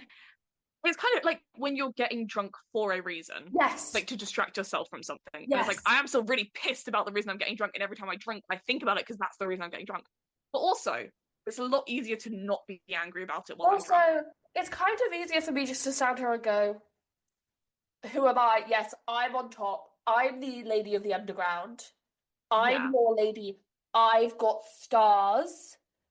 Like, just remember, I have power here too. I know it seems Yeah. power here. Yeah. I do. And it's just also like, oh yeah, guys, there's a crack in the wall. Fun fact. Yeah, by the way, It's what all the boss don't know, the boss we're won't gonna burn it down. Yeah. Like, just remember, I can go back up there. Yeah. When it all fails down here, I can leave. I have an escape. What about you guys? Yeah. Take that, losers. I just love, like, Persephone is such a fun character because she is just kind of a dick. But she's also like, I understood Persephone on levels that I've never understood Persephone on. Yeah. This time. And I was also talking about it with a friend.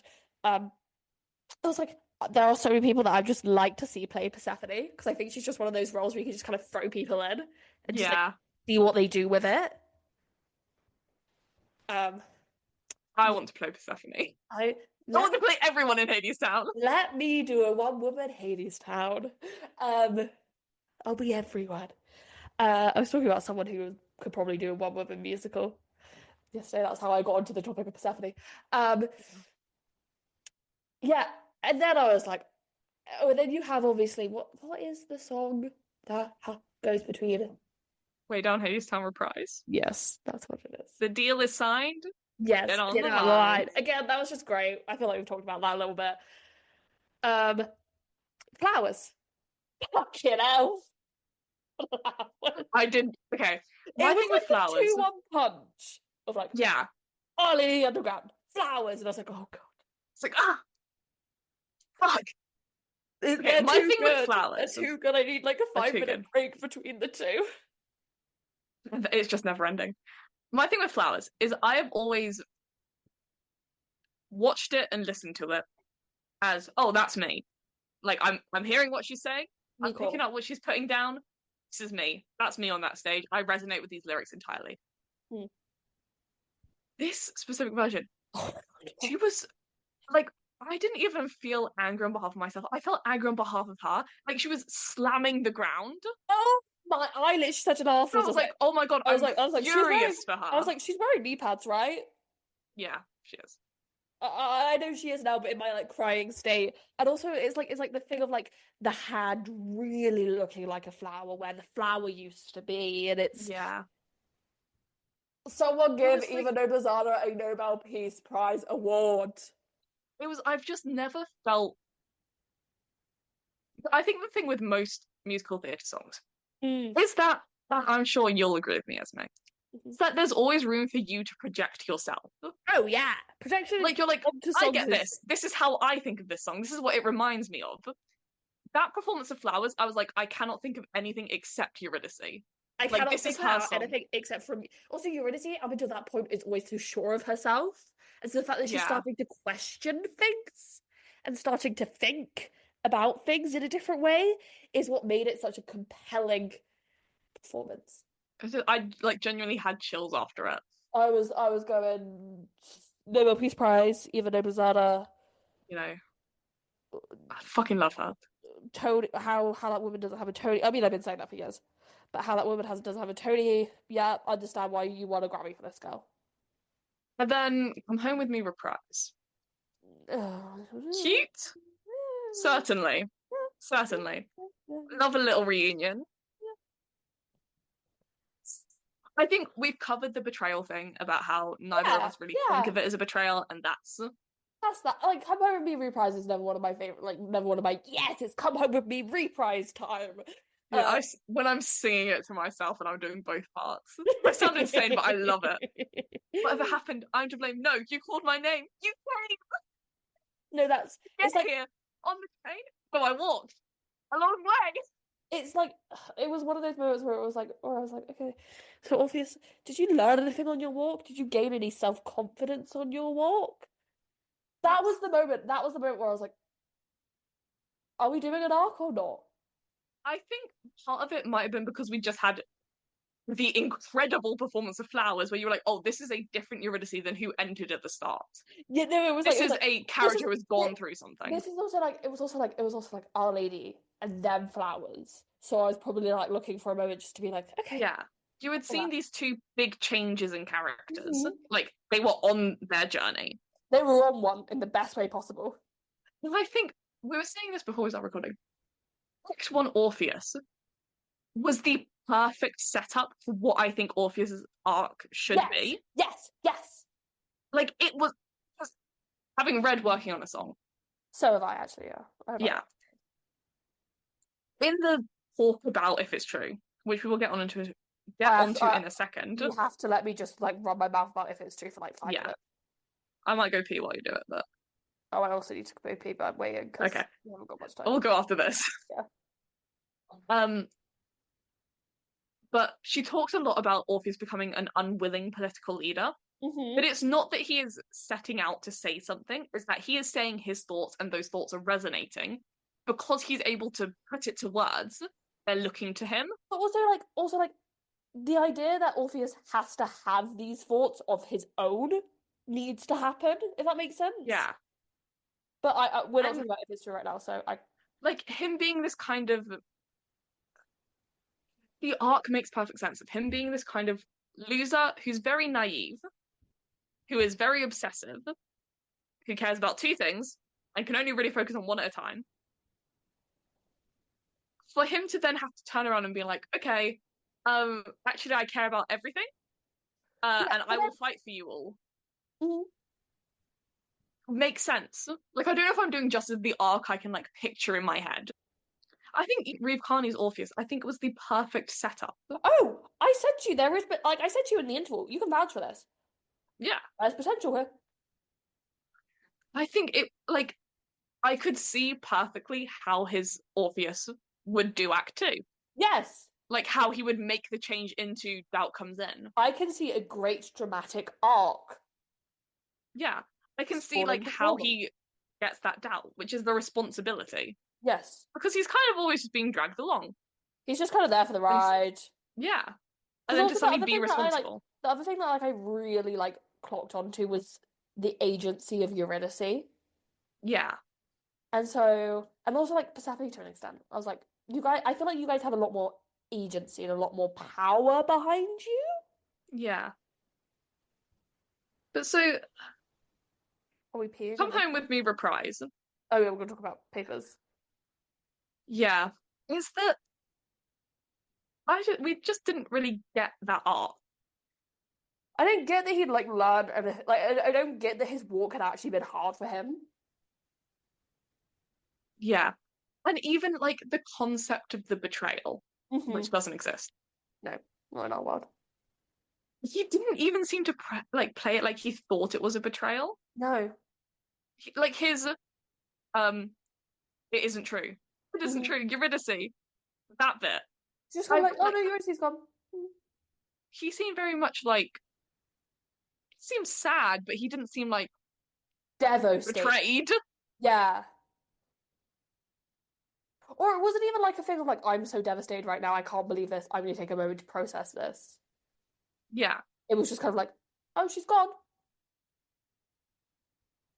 What was it you said in the end? Where you saying he kind of played it like he knew how it was gonna end. Yes, yes. And I was like, that could be so interesting, but then it just wasn't. Like there were parts of it where he kind of played it, and I think that specific bit in Papers, for example, where he just kind of seemed resigned, Mm-hmm. which I think again would be a Really really an fun interesting way thing. to play But it. the whole point of Hadestown is hope. And so you have to feel like the story is going to change. And so in Act Two, it could be a really satisfying place to be like, no, no, no, no, I'm fighting against the narrative. Yeah, and I think what would be the perfect song to show that change in? If it's true, One more thing on papers before if it's true time. yeah, When they like, because they have to pull Eurydice away from Orpheus. It's in the staging. yeah, yeah, Every time before, it's more of like a, you work for us, so you have to we need you, so you can't get yeah, beat up. This time it was like, well, no, because Eurydice is about to scrap. yeah, And also, like, I've always felt like Orpheus has a bit more fight in him. yeah. Like he's Whereas this, willing to fight for Eurydice. he's willing to fight for Eurydice. Whereas this time I felt like he was just like, oh, these people are gonna beat me up. Like there kind of didn't seem a reason for him to resist. Yeah. But then that doesn't make sense because then you have a song telling him, why would you bother resisting? This was always how it was going to end. So that explains why I love this history. This is a documented phenomena for me. Fucking love if history. It's one of the greatest moments of musical theatre. I saw God in the Lyric Theatre balcony the first time I saw Hadestown. And I've seen it every single time except this one. Because if it's true started, I was like, oh, it's if it's true time. I should be locked in. I'm not. But I'm just gonna sit here. Yeah, like I don't have the belief that this guy wants to change anything. No. Like he's I don't think bought he into what cares the about- fates are saying. Yeah. I think he's bought into the conspiracy that the fates the fates are doing. But like my mind went wandering to some random ass places when it was if it's true. And then I was like very much like, what's going on that side of the stage? And then I locked back in. Because it was also like I know it was staged differently when it first opened in London for some reason. I don't exactly know what the reason is, but I assume they brought it back to the original one. So he was just kind of like stood off to the side of the stage. I was like, why does it feel like he's commentating Yeah. instead of like being involved and rallying? Because I think that's the thing is they're talking about we're standing near him, we're standing with him. But then he just kind of felt separate from it, Mm-hmm. which wasn't really the vibe. It never felt like He, Orpheus became ingratiated into the world of the underworld in the way I've seen yeah. it before. Like because he's always meant to be a little bit of an outsider. He's not actually a worker, but he is resonating with them.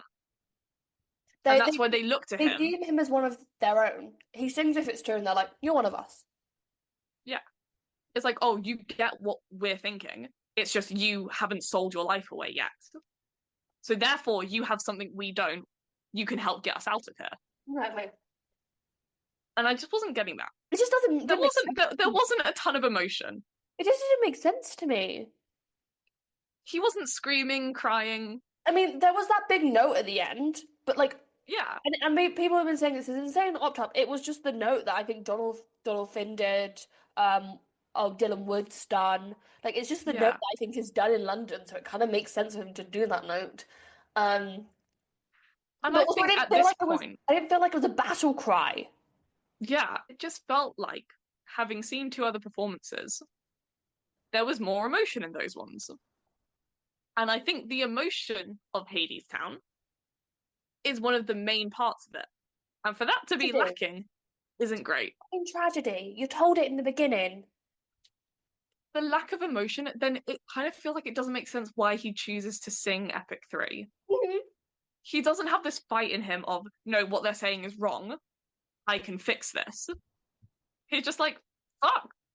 If it's true what they say, I'll be on my way. I'll be on my way. And there isn't even like that tension of do I just go?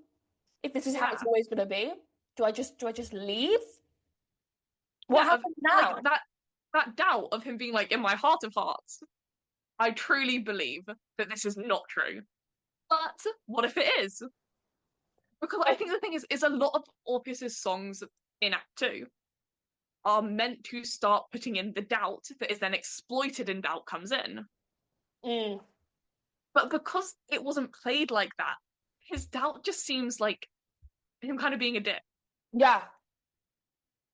And I it's remember like, you saying that. I even think him being a dick could make sense of him being like, well, I wasn't there for Eurydice when she needed me, and now I need her to trust me.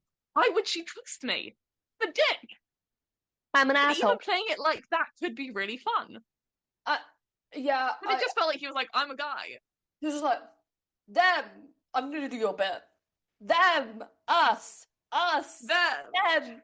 And it was especially because he was stood off to the side of the stage, which is more an issue with the directing than anything else. He did this bit where there's a lot of there's like a whole verse where he gives examples of him being like So one can those tell the guys, lies of the psalmist to say, yeah. well, the truth is Or the bit where he's like, I believe our answer matters more than anything they say. I believe there are syllables and there are syllables. I believe that we are many and they are few. it's also Kind of thing. that cry of, is this how the world is? Yeah. But he has a lot of lines in If It's True where he's like, us, them. And let me tell you, the choreography, oh, you could not miss who was us and who was them. Every time he was talking about them, he would point up at the balcony. Every time he was talking about us, he would point down at the stage. Them. It was goofy. Them. So that's just what it looked like. Mm-hmm. And I was like, this isn't Hadestown. The world is not like this. Like, we're gonna keep it moving. Unfortunately, we do. So chant reprise, amazing. Again, Amber Gray, love you. Philip Boykin really got his chance to shine, in my opinion. Here, Yeah. I was having a great time. Philip Boykin. We've missed a song, by the way. Have we? How long? No, I'm about to talk about it. Do you think chant reprise comes before how long? Genuine question for you. Oh my god, I fucked up. I was too busy just going, I have to get to how long, I have to get to how long. So I was like, what's how long is fast? How long? Oh my god! Crying, weeping. Here's the thing, I normally cry if it's true, and then how long I'm just kind of like, yeah. This time I was like pissed off if it's true for all the wrong reasons. And then how long started, and I was like, ugh. Now listen, I think this has been said before. You are. I am a how long girl. In the same way that I'm an if it's true girl, Nell's a how long girl. It's bad enough that one of my like most streamed songs on Spotify is Hades and Persephone by Aeneas Mitchell, the first draft of How Long. Yep. And it hasn't really changed much. I won't make the Aeneas Mitchell joke, but the desperation. We don't have time for we can talk about the Aeneas Mitchell joke in the episode, if that makes sense. Perfect. I made a joke about Aeneas Mitchell like 2 weeks ago, and it just kind of stuck. It's stuck. We love you. True. We love you, Aeneas Mitchell, and I think she's aware of it. So much. She's aware of but it's hilarious once you like pick up on it. She's aware of it though. Yeah. She embraces it. Yeah. No. Anyway. What was I gonna say about? Oh, again, the desperation on Amber Gray's voice was just like, oh, because isn't that where he goes, I have another drink, why don't you? And she's like, no, I've had enough. So it was again seeing. What are you afraid of? The delivery of the first what as well was so funny. She was like, what are you afraid of? He was like, what? Like you can see He's it just a boy in love. Have a again. drink, Amber why don't you? Gray, even Obazada working overtime to make Act Yeah. 2 Hadestown work.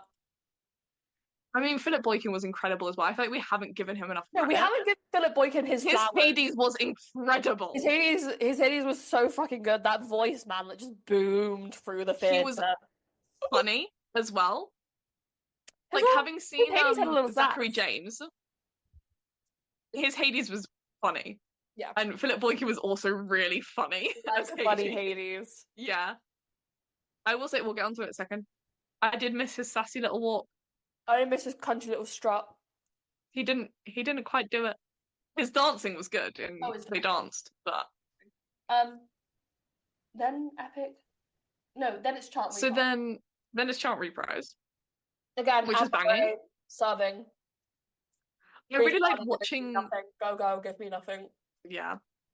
I really liked watching the chorus in Chant Mhm. Reprise because watching them basically get forced back into being workers, like standing with Orpheus, and then being forced into the And it was like interesting sound. watching again Eurydice like play because she's very much in this middle ground of I'm kind of aware Yeah, going on here more than everyone. And she is always one of the last people to break from it, yeah, like, give in. And again, that lines up with the character that we've been told yeah. already. Eurydice's character on point. Again, even Nobuzada, Nobel Peace Prize. And again, I think one thing I did notice to talk about relationships again, they kept Orpheus and Eurydice kept like just missing each other, trying to look at each other, which was fun. A fun take on the relationship of whether it's intentional, of Orpheus is still feeling a little betrayed, and Eurydice is still feeling a little betrayed at the fact that he thinks he's been betrayed because he hasn't been. Orpheus needs to get a fucking grip. Orpheus needs to, My, as take a look outside, bro. as my favorite saying goes, get a grip. Get a grip. I love saying get a Just grip. Oh, grow up a little bit, you know? we're getting too mean. We need to keep going. I did genuinely like his Orpheus, especially in Act 1. Act 1 I I did. liked his Orpheus. Act 1 I did. Act 2 I was like, there's no arc here. There's no development. And again, it would be interesting if there was a bit more conflict. I didn't feel any conflict from him. That's Yeah. what it is. I didn't feel like there was any conflict to be had. He was just quite go along with it. And I'm going to talk about it in a moment. Another moment where I was like, oh, all of the Orpheus realness that I normally get from any other Orpheus, I'm getting from Amber Gray and even Obazada as Persephone and Eurydice. Yeah. I will say, I think his pick 3 was good. I think I the was things just that watching stood Amber out Gray. to me, It was that's just fair. so on. She was really on it. I think the thing with his Orpheus is that it was just so tied to Eurydice. Like Epic 3, he just kept looking at her rather than at Hades and Persephone, which I think is also just in the staging. Yeah, like no, he's meant to be talking that's about what her. happens every time. I wasn't annoyed about that. I was just more annoyed about like if it's true and like chant reprise. Yeah. I think his Epic 3 was good. Like I was still weeping because it's just such an amazingly written song. Aeneas Mitchell, God's work. But I think also the most beautiful bit is when everyone joins in, and that was of course when beautiful. So I was like, fuck. when everyone dances and like the it's very well done, very well staged. You can tell Aeneas Mitchell always had a mental breakdown over it. We respect his work for it. Promises is okay. Confession, did not watch Promises. okay. So Andre de Shield Something happened. unfortunately fell over as he was walking off stage, and I think we saw it a lot more because of where we were sat. Yeah, he was carrying the microphone Orpheus had just sung into off stage, or to the side at least. And in the gap between like the bar and balcony bit and the band bit where it opens up, he fell there.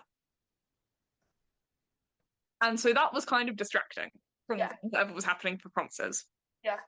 Mainly because he stayed down for quite a while. And like when I was like, I can't watch this anymore, like you know. Also, it was a bit of a dignity thing for me of like, I don't want people to stare at me. Yeah. I'm falling over. There's a show happening. I can look in, and also I do really like the verses. So I was like, I'm gonna look in, and I just didn't believe the promises he was making. I was like, Orpheus, I don't believe you. Yeah. I think as well, in the interval, I was like, oh, I know we said give Andre the Shield to Kane, Yes. but like we were wrong. He Why? was he was dancing up, then that happened. I was like, a man of Kane. Let's give him something. Um, Because and it was I, not but fair. Like it wasn't his fault at all. oh, and I mean, it's raked. It's raked. It's like at a weird Yeah. angle, I assume, from what I can tell from where we were sat. Um, God knows if I were on a set like that, I'd be tripping and flipping all over the place. Yeah. Yeah. So I clock back into I clock back. I'm always clocked into flowers. I clock back into promises, and I was like, I believe Eurydice, and that's the arc. I believe that she's changed, and she realizes she cannot go through life alone. And And she believes that Orpheus loves her, whereas I believe Orpheus was just kind of there being like, yeah, I'm making some promises.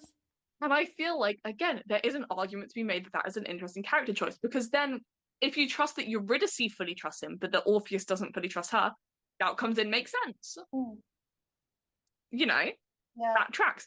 It just felt like it wasn't even that. It was just that he was just there. But also like and then also it was like the why build walls? That part where like they're both like, why is this happening? That look Yeah. where they looked to the audience where Eurydice looked at the audience. Oh, I want to talk about that in a second. I was like, no, Because I'll sweet say, baby Eurydice is going to get my baby! heartbroken. And normally I'm like, they're both going to get their heart broken. But I was like, I think Orpheus knows he's going to get his heart broken. And so the trick of the show doesn't work. Because you're Yeah, supposed to believe that Orpheus is going to make it out. yeah. And like, so his Kiss the Riot, banging song, Oh, Philip Boyd King, oh, he was eating it up. Yeah, his Kiss the Riot, incredible, as usual. It's just like, I always forget how good of a song it is. because normally I'm like, by the time Kiss the Riot happens, I'm like, okay, time to walk out. We're gonna make it out Yeah. this time, guys. We're gonna make it out. Whereas this time I was like, I know we're not, so let's like meander and Hades now. Anyways, okay. What's it actually called? Promises. You want to walk out of hell. Wait for me, you want to walk out of hell. Oh my God, that was again. Because the Even other one's called Lozada, Wait for Me, Hate the Big Artiste. even a Lozada, Nobel Peace Prize. We've Yeah. moved on from a Tony. Just, key to the city. Royalty. King Charles Guild. Royalty. I know she's American, but we basically classed her as British. Come The on. people around us were just going, she's just so good. She was just, we just, the British weirdly love Miss Saigon. So, Yeah. Okay, I described it as like a Hamlet bit to yes. Esme, Yeah. and then I realized that maybe some people don't know this. At the end of Hamlet, Yeah, because I was like, what is. okay, at the end of Hamlet, Horatio, the character, is holding Hamlet's dead body, and he's having his little speech about how sad it is that Hamlet is dead because they're gay. This is a fact. This is not me. Hamlet and Horatio are gay. And then he says this line, and he looks up at the audience, and he like sees them for the first time. Mm. And the thing he's saying is basically, how could all of you sit there and not do anything while I am stuck as words, a character on stage, words on a page in a play, and I cannot change anything? How can you sit there and not do anything? Mm-hmm. Is the way I read it, at least. And I don't even remember the specific line Hermes said, but it was something about It's like, why build walls? Why? Let me get it up, actually. This is was yeah, I was going to. I think it's again something about the world we live in now. I was It to Jeff is, Buckley. well, what is it he did? But there's bad news, no, you won't be able. And then Eurydice goes, oh no, it's not even Eurydice, it's Orpheus goes, why at first? But the moment that sticks out to me is, no, it's Eurydice going, but why? Why? Oh, it was we're gonna have to prove it before gods and men. Oh, and then the And he pan to pointed the at men. like them himself. And then the gods, and then men he pointed at the audience. And Eurydice turned to look at the audience and she looked devastated. She was Like, like, how the fuck could you have let me do all of that? How could you have let him do all of that? yes, How could you let us go through all that you and have sit there failed us. cheering? You have failed us as an audience. like it very much like that was the rather than if it's true, where if it's true fell short of being the call to action for the audience. That very specific look was because it was fuck. How are we letting them go through that? Like we're not stuck here. Like we are not stuck. We can get up and leave, and we can go and change the world. Yeah, they are stuck there. Yeah. They are doing this show over and over and over again, unable to change. Someone donate me money now so I can go see Cabaret on Broadway. I need to go and see her and Orville Peck in Cabaret on Broadway. Now. But it was just this, like, her doing this single look, like, devastation at the audience. And I was like, I understand the point of Hadestown. I've listened to its call to action. I have followed it. That look, I was like, I need to do something. That look was like, I'm going to kill myself because we failed. I figured out, but then I cried because I heard the dog. We don't actually have a long time. We have like 2 minutes. Nah, literally, you have 5 minutes. Getting to see Wait For Me reprise live was earth-shattering, but like, yeah. Because that's everything I've ever dreamed of. That was a moment for me, and I've said this before, but the fucking power on that woman's voice. Oh yeah. Oh my god. And then what was I going to say? Oh, and then the turn happens, and normally I gasp. Now comes out. So you skipped a whole song.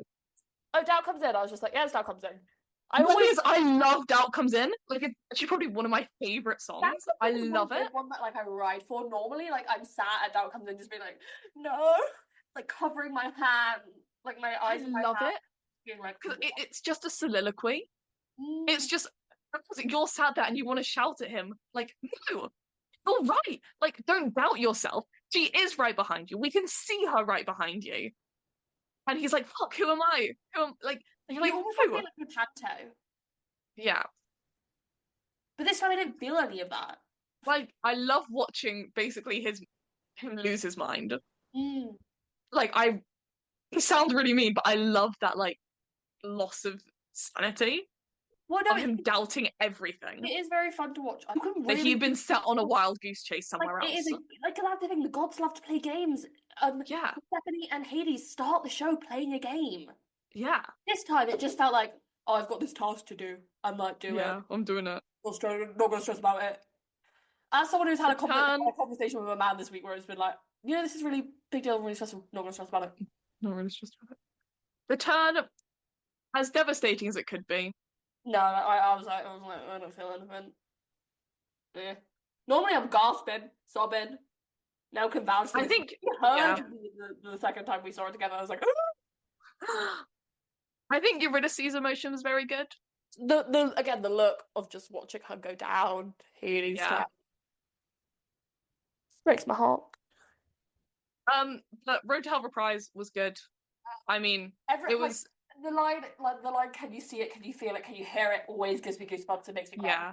I think Andre de Shields is incredible. I mean, legend. Then Cups. I nearly cried in Cups. Amber Gray. Amber Gray. National Treasures. You guys are love them. People. Rule Britannia. And you're included. Yes. Anyone who doesn't think that you are British royalty is dead. To us. Nobel Peace Prizes. 2019 Tony nominators. I see the vision. I hate to say it, I see the vision. I see it. I understand the shit you were on. It's never been wrong. I get it. Yeah. I think that's it. Nell's got a house viewing, so we've got to go. Yeah, I have a house viewing. All right. Back to us. Back to you in the studio.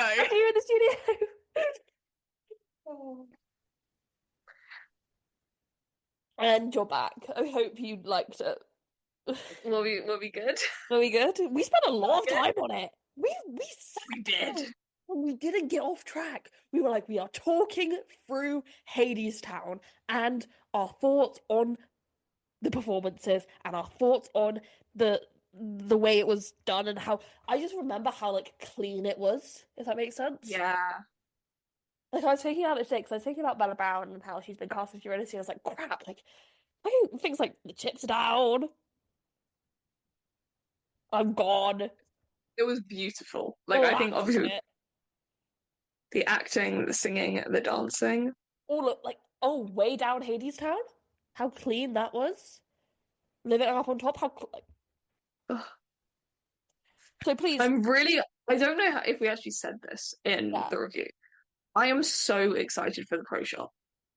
I was thinking about the pro shot today actually because I was thinking about doing this. I was like, Yeah, I think I'm just intrigued at this point. I want to know because it's so grand and epic. Pun. Ba-bum-tsh. good Um, one.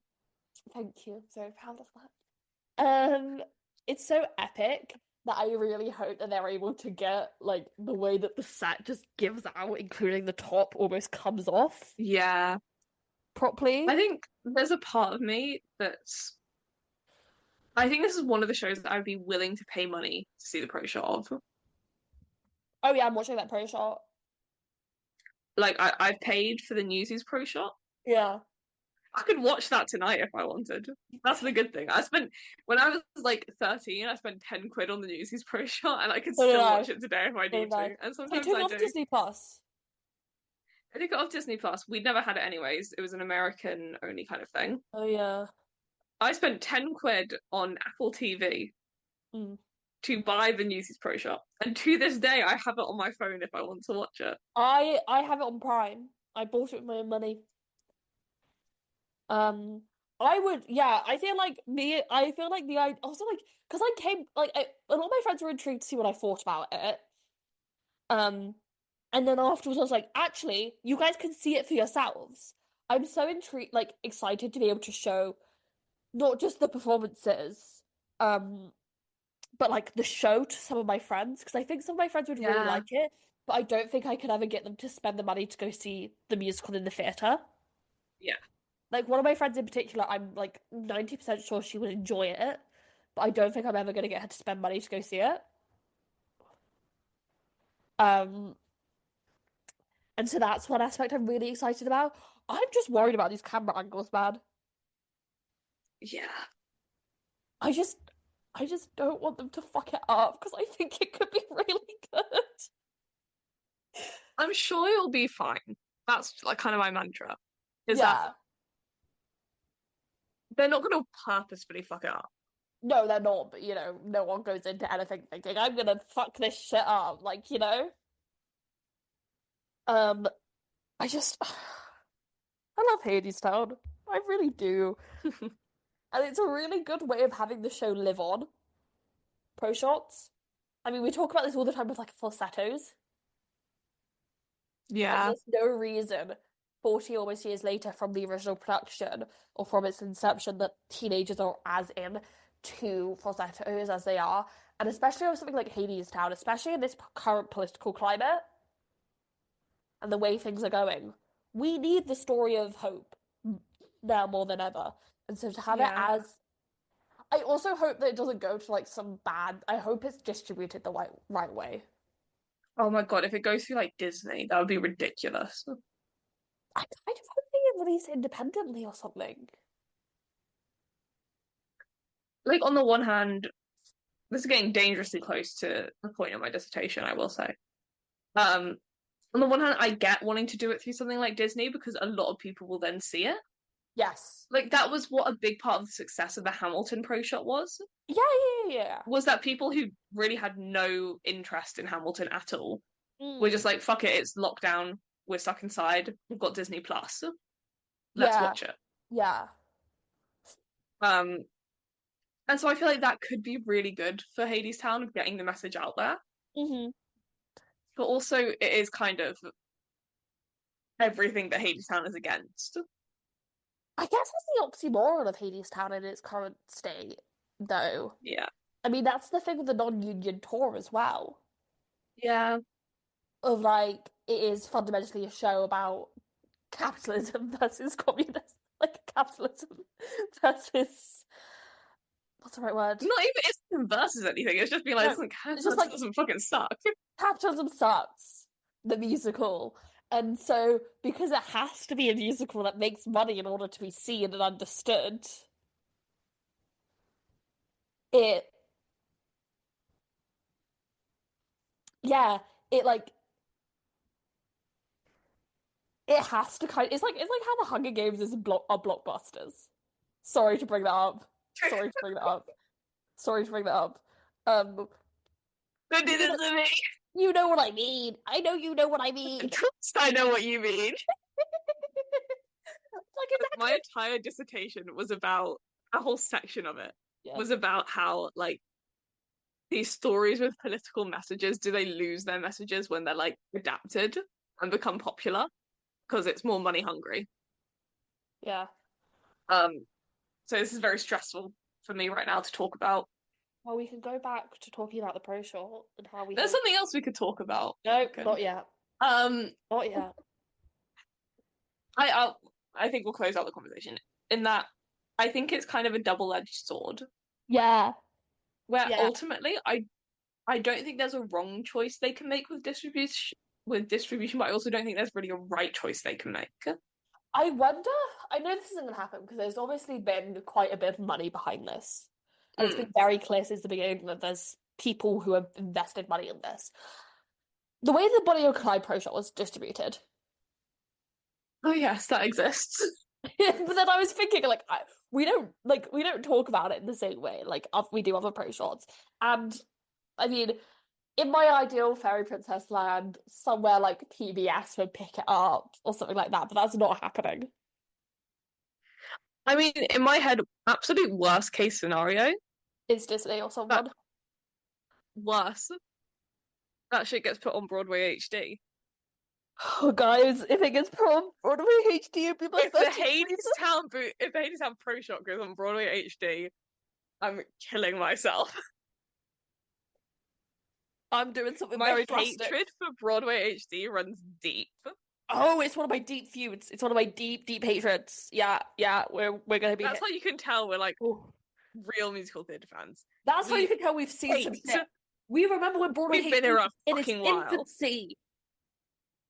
But I just do what I always do when shit goes into Broadway HD. Broadway HD has so much good shit, but it's just not worth that amount of money. We just need to get a group together and we need a group login. We need the why am I we need the you're wrong about musicals Yeah, like group account. we do. People could like donate to it, and we could all like have a collective of Broadway Yeah. HD. I don't know if they allow that, but like how many screens they allow or Of whatever. course they fucking don't allow it. Because they suck. But we'll do it. Um, Anyways, uh, I wonder if it's gonna go the way of the six pro shot. Like Universal pick it up. I'd feel quite neutral about Universal picking it up yeah. and releasing it theatrically. I think it's just that kind of thing of whatever way they do it, there's going to be some drawback, either like morally Hmm. through what the show is about and what the company is about, Yeah. or just through like accessibility.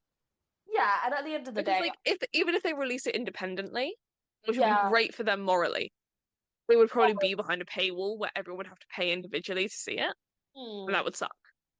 Whereas if they Horrible. release it through a company like Disney, that would suck morally because of I what think Disney is. I think I'd be But a lot of side-eyeing people it could watch it. so much. Like if it went to Amazon, I'd be like, oh, there's Mitchell. Richard Amazon Martin. would be crazy. How much money did they pay you? The Hadestown Pro Shot is a like Prime exclusive. I honestly would really fuck with because that's hilarious. Exactly.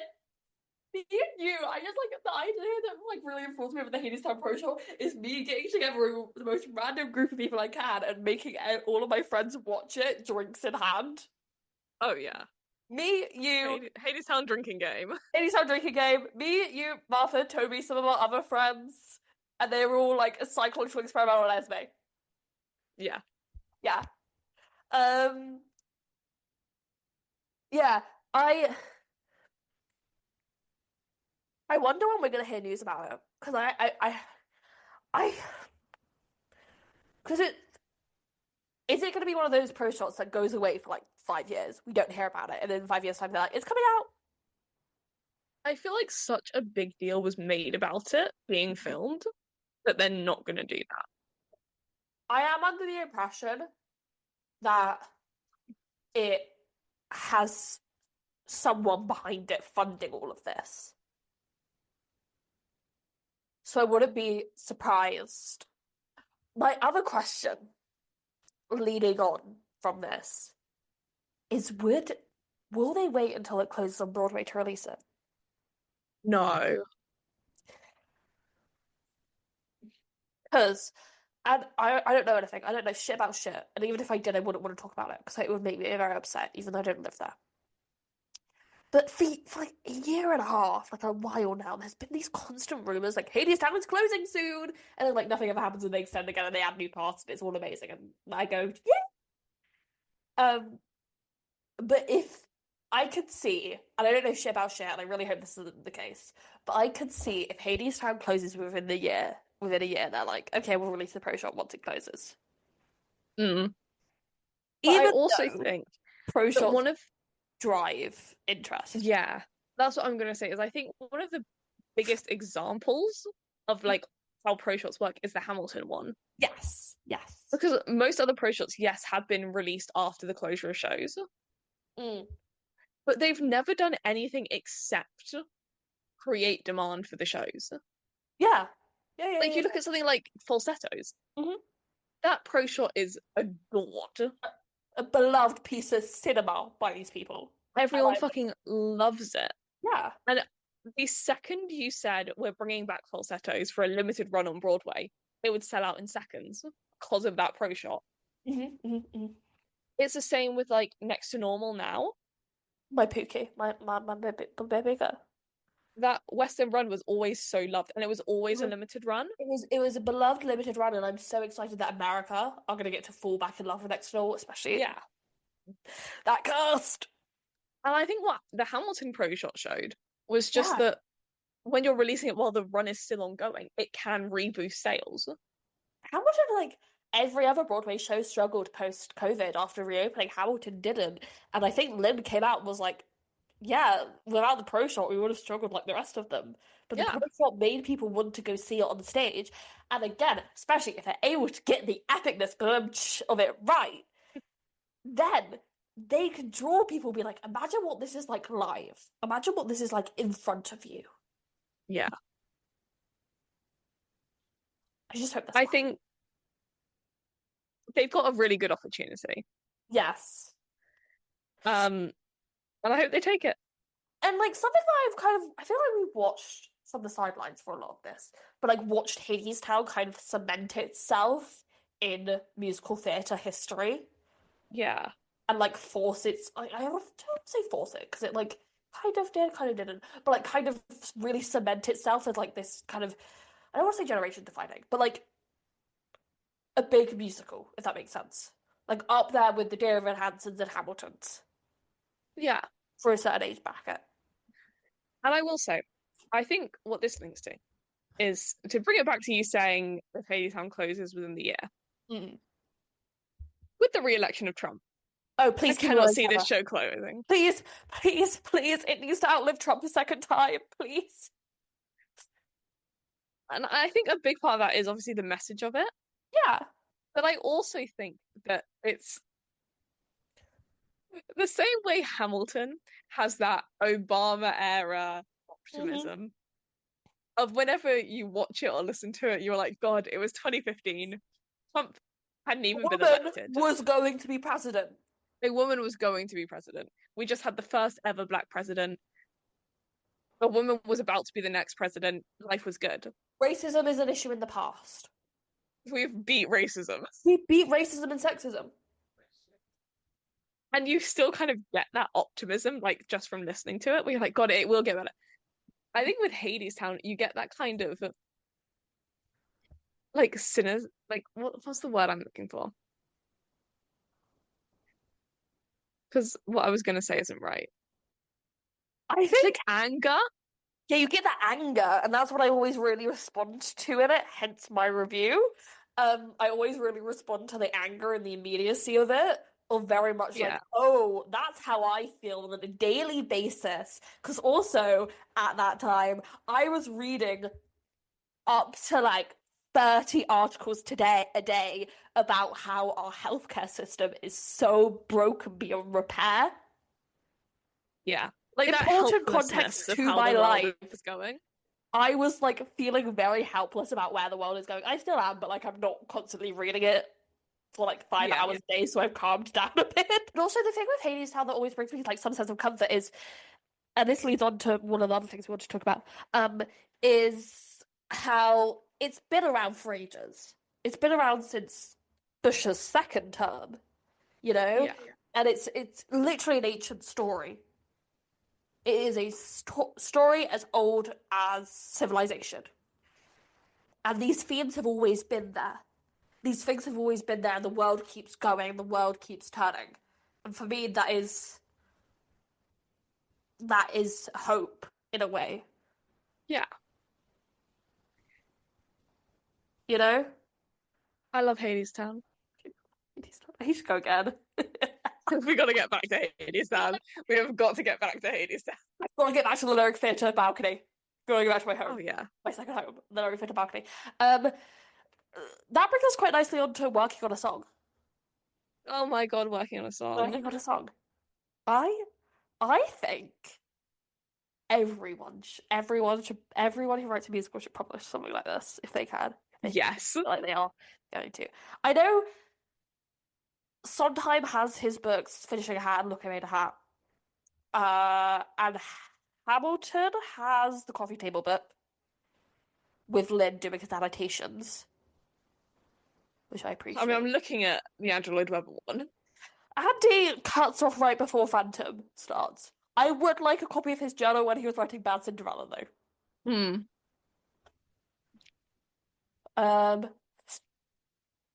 What's some other I feel like when you dig around in like shops enough, in like the biography section, there's always a couple.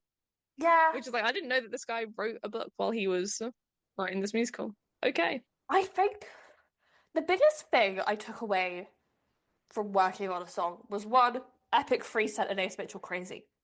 Yeah. There was an entire chapter dedicated to it. Two, she is Orpheus.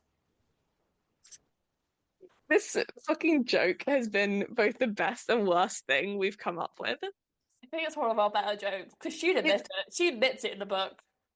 It's essentially when you're reading Working on a Song, every single Orpheus song, the explanation is like 10 pages long. And it's Anais Mitchell going, you know, and then I thought this and then I really connected this to my real life. And it was inspired by this real political event. And then I just took like accounts of that event and I tapped into the emotions of them. And it really, you know, tore my heartstrings. And I worked on this song for like 10 months. And it's at a point where I think it's okay, but I would love to work on it more. No, it was every single Orpheus song. Way down in Hades. Like I think on or like not even like way down in Hades, like way down. Sorry, a lot of the Hades stuff as well is very much the same. If I'm also being a bit fair, diplomatic here, because one thing that always sticks out to me is like the line about the poorhouse. Yeah. Follow that dollar for a long day. What is the line? I can never remember it. Keep your head around from the poorhouse. Far away from the poorhouse door. Far away from the poorhouse door. Hades. You either get to hell or to Hades town. And that was the moment when we first saw it, and I was like, "Oh my God, this woman knows what she's on about when she's talking about poverty." Yeah.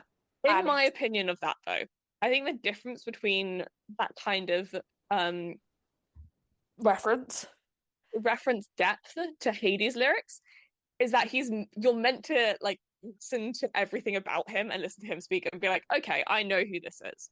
I know like the political leaders that this is. I know the like political motivators that this guy is like doing. I know what he's meant to be.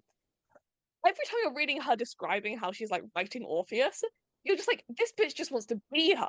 Like, this came from you're writing yourself. At one point I was like, girl, why are you gender bender? Like, get on that stage, Aeneas. She was like, I didn't want to play Eurydice. They made me play Eurydice because we had no budget. It was like, go gender bender. You're the author. But the big joke was she does all of this. She has like these really in-depth explanations for like every like line that has ever been written for Orpheus. We love Flowers. Flowers is probably one of the best songs ever written, in my opinion. Like my I get it up. I love Flowers. It is one of the best songs ever written. It, I love it. I love it so much. Love Pookie Flowers. Um, like I like walked out of Hadestown first time we saw it, and I texted some of my friends and I was like, guys, because they knew Hadestown. I went, how come none of you told me about Flowers? Like none of you I told want me to about let that you song? know that essentially the notes on Flowers is about 1 page. So when I was listening to the audiobook, which is how I listened to it because it was narrated by Nathan Mitchell, it was amazing. Um, and it got to the Flowers bit, and I looked down, and it was a minute and a half long. I was like, It's ridiculous. no, It, what an essay on flowers. It was our literally joke became that every single Orpheus song has this like really long. like rich history of like Okay. how she came up with it. Like she can It's just track like every it's single like like second of its okay, so development. this is what it was on the bus tour. This is what it was on the Cosmo Tower. This is what it Yeah. was at New York Theatre Workshop. This is what it was at Canada. This is what it was at the National. This is Like, and what by the way, it here's was like my notes. Like, I just scribbled down on a napkin when I was first coming up with it. I like think it's really important to keep all these notes of like how these songs develop. You turn over to like a Eurydice song, and she's like, I was sat on the toilet taking a shit, and these lyrics just kind of came to me, and they've stayed the same ever since. I wrote it in 2011 Every in one song. go. I wrote it in 2011 in one go. It's just kind of like saying the same, and it's like, Jesus Christ, you're an amazing songwriter. Just for reference, the Flowers notes is essentially her saying Flowers didn't exist in early Vermont productions.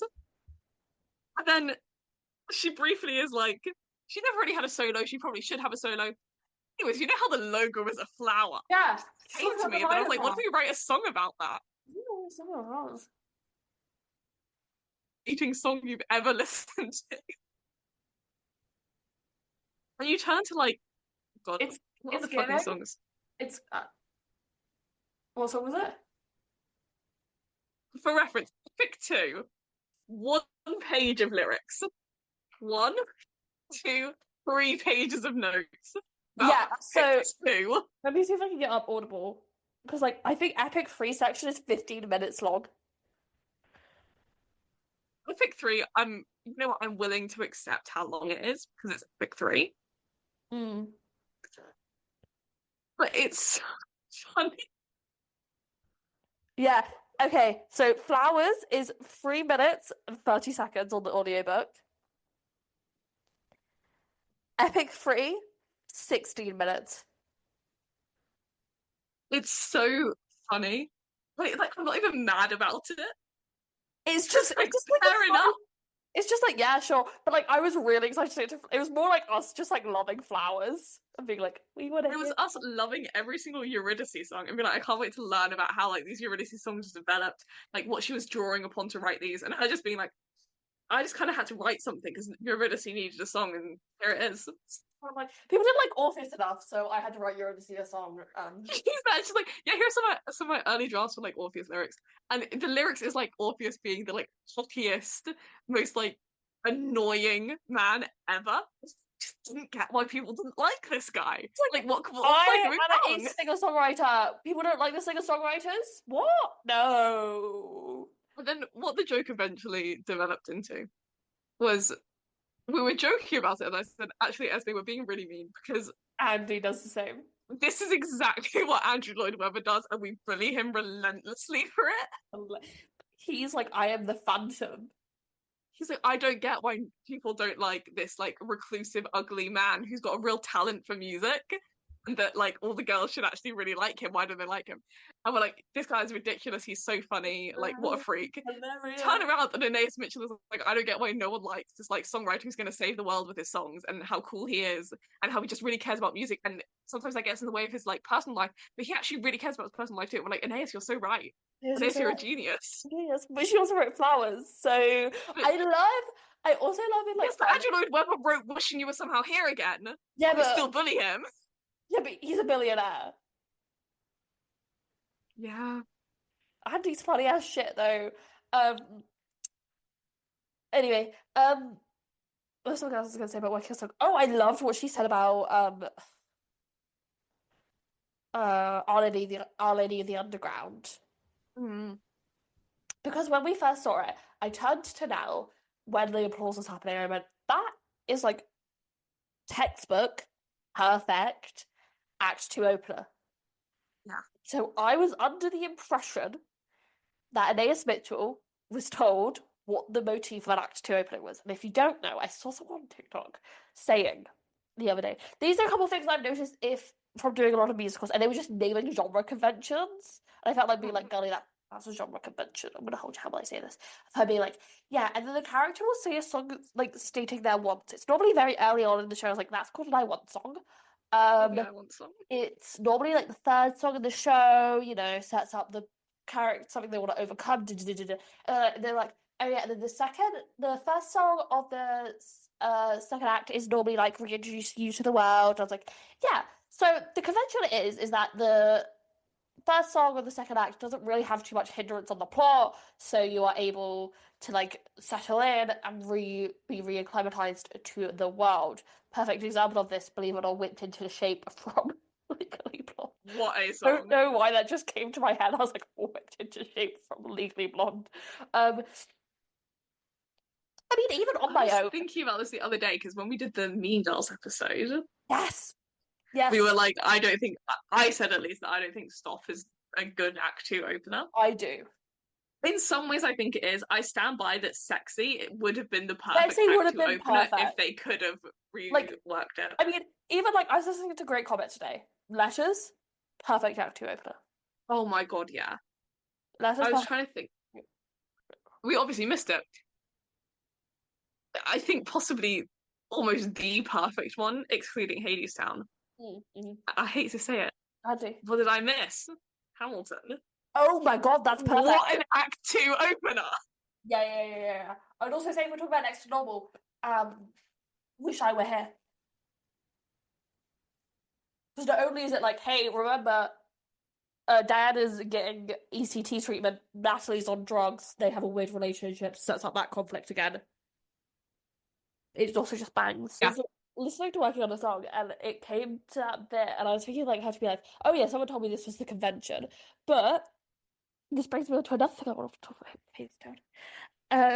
Is and then she was like, oh yeah, it was actually kind of written because this was originally performed as a cabaret, and it makes sense in a concert setting. And I was like, fuck, yeah, it does. And then she was like, and then I read basically a textbook on musical theatre. They sold a massive book on the history of musical theatre at the National Bookshop. Dude, we got to spend more time there. Probably get back to the National. We need to, if me and Mel, we need to go hit up the National Theatre Bookshop. Oh yeah. If anyone needs us, we'll be there. So, and then she was like, I accidentally wrote the perfect act to open. I was like, yes, you did it, Nathan Mitchell. Well done. I think that's one of the things in Hadestown that's so funny when you're like reading, working on a song and all of that, is that it was never meant to be a musical. The way she first, like, she used to talk about it in interviews was as an opera. Yeah. She's done it as like a folk album kind of thing. Yes, I want to talk about the folk genre at Hadestown. Yeah. The like this kind of folky album, Yeah. like concept town kind of thing, into a like folk opera. Yeah, with like Bon Iver. She was like, he's a Yeah. folk guy. So I'm Bon. Into this kind of weird like in between thing where it was both still like really folky, but also getting to the point of being having the structure of a musical. She was like, she had to find Rachel Chavez. She was like, I don't know who the fuck would want to take this shit on. And then goes and sees Comet and is like, okay, this It's like I have an idea who might want to take this shit on. I have an idea of someone who might want to help me out here. And I say thank you for your work, Rachel Chavez. But then yeah, it goes into what is basically like this because when you watch it now, it's like, well, obviously, like this story is perfect for a musical. Yeah. You couldn't do this kind of thing as a like straight play or as like a film or a TV show. It has to be a musical. Mm-hmm.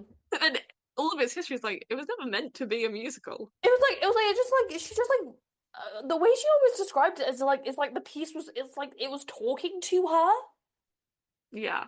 Like it was Again, always... something we absolutely make Andrew Lloyd Webber for saying. It's cool when Anais Mitchell does it. cool when Anais Mitchell does it because she doesn't write aspects of love. All love never dies. Or Love Never Dies. She's not going to do No, Hadestown she has 2. stayed in her lane. She stayed in her lane. She's gone back to her area of New England where she likes to hang out away from other people and made her folk music again. I'm aware. So am I. I actually can't listen to Naomi Mitchell's solo work, but it's not her problem. It's not got anything to do with her. Um, yeah, so let's talk about. So, I watched A Complete Unknown, as many people did this winter. I sat down, and it not a lot happens in it. It is a good movie if you want to sit and think about folk as a genre and what it means for the wider context, you know? And the one thing that A Complete Unknown was very good at getting across was how politically charged it all was. Hmm. And how and it really made me reflect on, like, I think we're currently in kind of a folk renaissance. Yeah. And I'm not bringing it up. And I mean, this did kind of start in 2019 with another album, but yeah, like Hadestown as a protest musical, which it very much could be described as one. Stylistically, makes complete and total sense to be folk music for many, many reasons. Yeah. So many reasons. And A Complete Unknown really highlighted to me. Again, it was always like kind of accidental because that's the genre Naomi Mitchell works in. That is where she frequents. And so accidentally it became a folk musical. But it makes sense to be a folk musical because it's a protest musical. And protest songs, traditionally, are folk. And we've forgotten that in recent years because we entered the era of poptimism, where your music had to be politically charged. And so to strip it back to its original sentiment, again, just really works for the point. And I mean, has gone on to, I mean, I think about like someone like Noah Khan, like a lot when I'm thinking about like folk. And he's not as politically charged on the surface. But then, I mean, you have like a Phoebe Bridgers, who I think almost trades in quite a bit of folk from time to time, who I feel like is a lot politically charged. I think a lot of these, I wouldn't go out of my way to call them like folk. Like it wouldn't be my like go-to descriptor for their music. But I think you can really see where they get that influence from. Yes. Yes. It's the kind of thing where if I like asked them who their favorite artist was, I was gonna get a couple folky artists in there. Mm-hmm.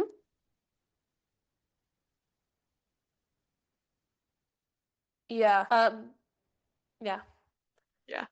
Yeah. I've just been sidetracked by thinking about something else I don't want to talk about right now. How much more do we have to say? Because there was something I was told I could talk about at the end. School productions of Hadestown. Yeah.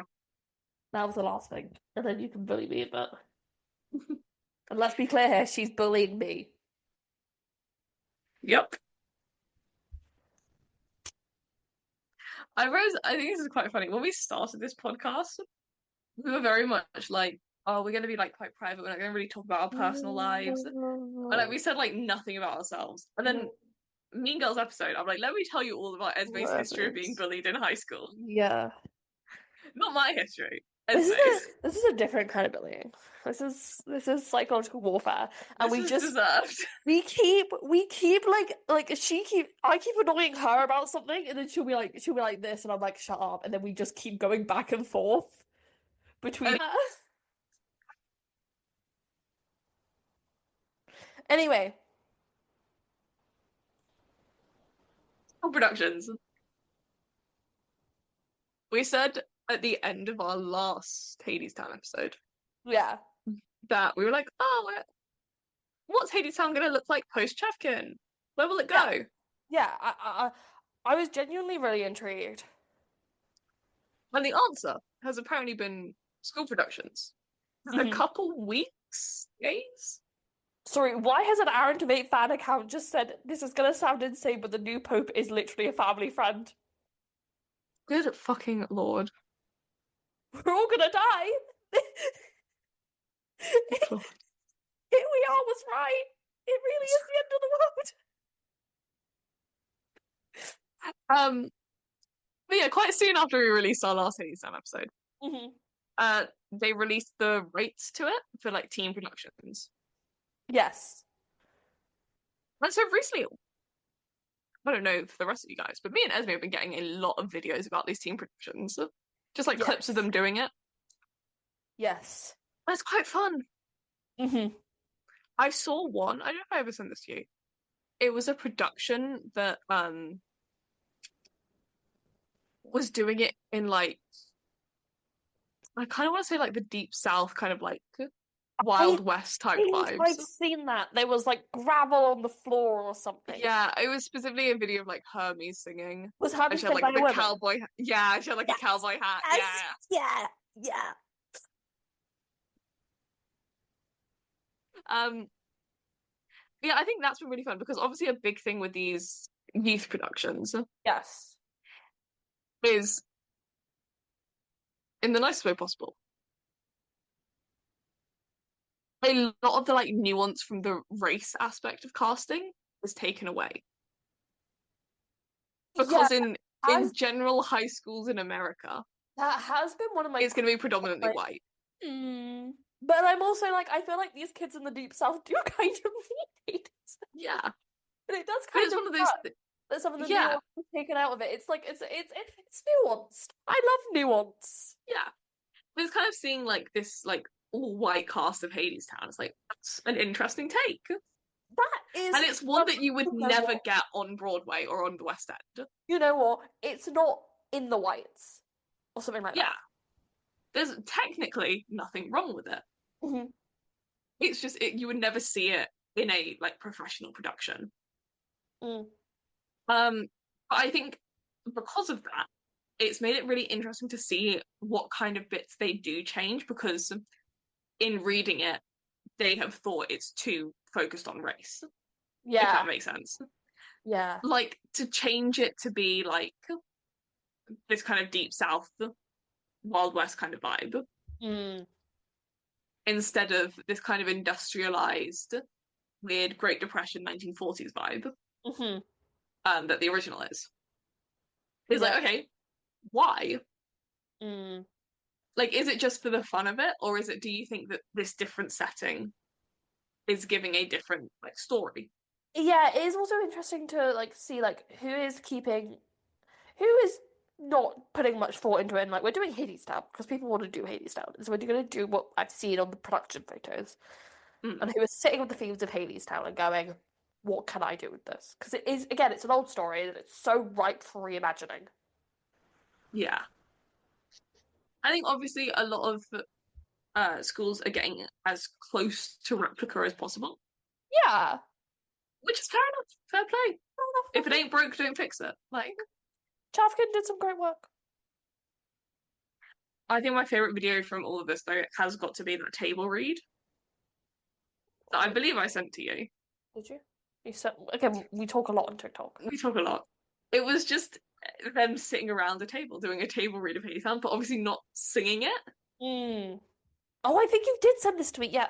So it's just them being like, and Mm. on the road to hell, there was a railroad car. Mm. Yeah. All of the Orpheus bits were like, la la la la, la la la la la, la la la. Really serious. Cracks me up every time. Wind comes up. Boo. Wind comes.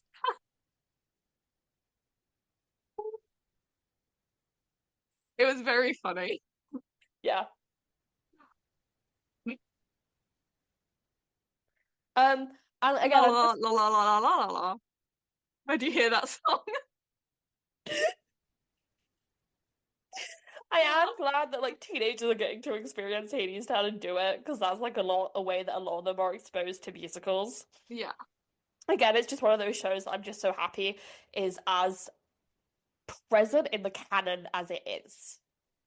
Yeah.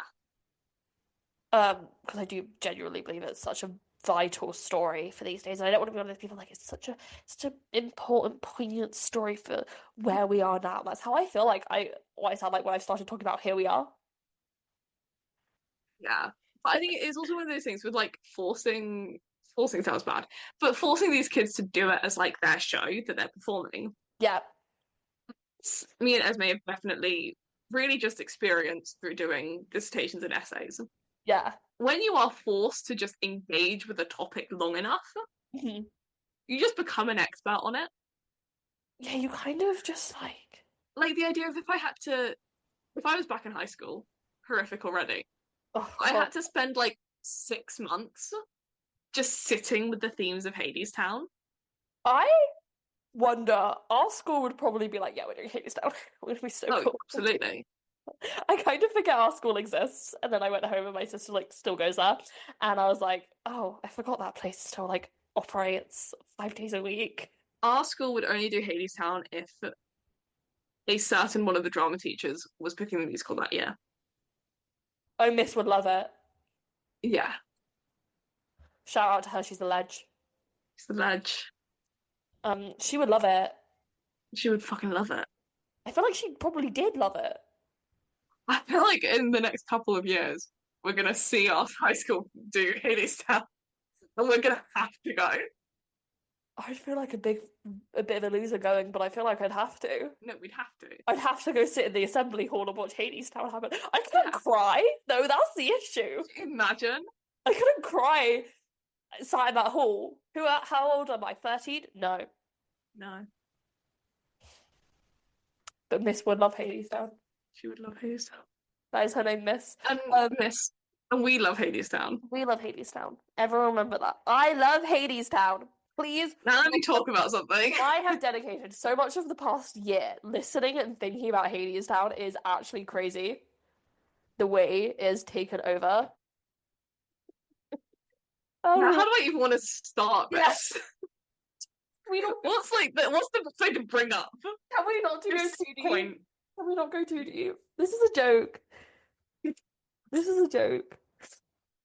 This is a laugh, ha I ha. feel like we covered it a little bit in the review, but I don't know how much of that is getting cut. Yeah, I might have to. I don't know. Oh, that's a hungover me issue to sort There out. is a man who has been haunting Esme, and his name is Reeve Carney. And My friends who like don't know Hadestown are like, wait, this guy is actually haunting you? this is the thing, it sounds like a joke.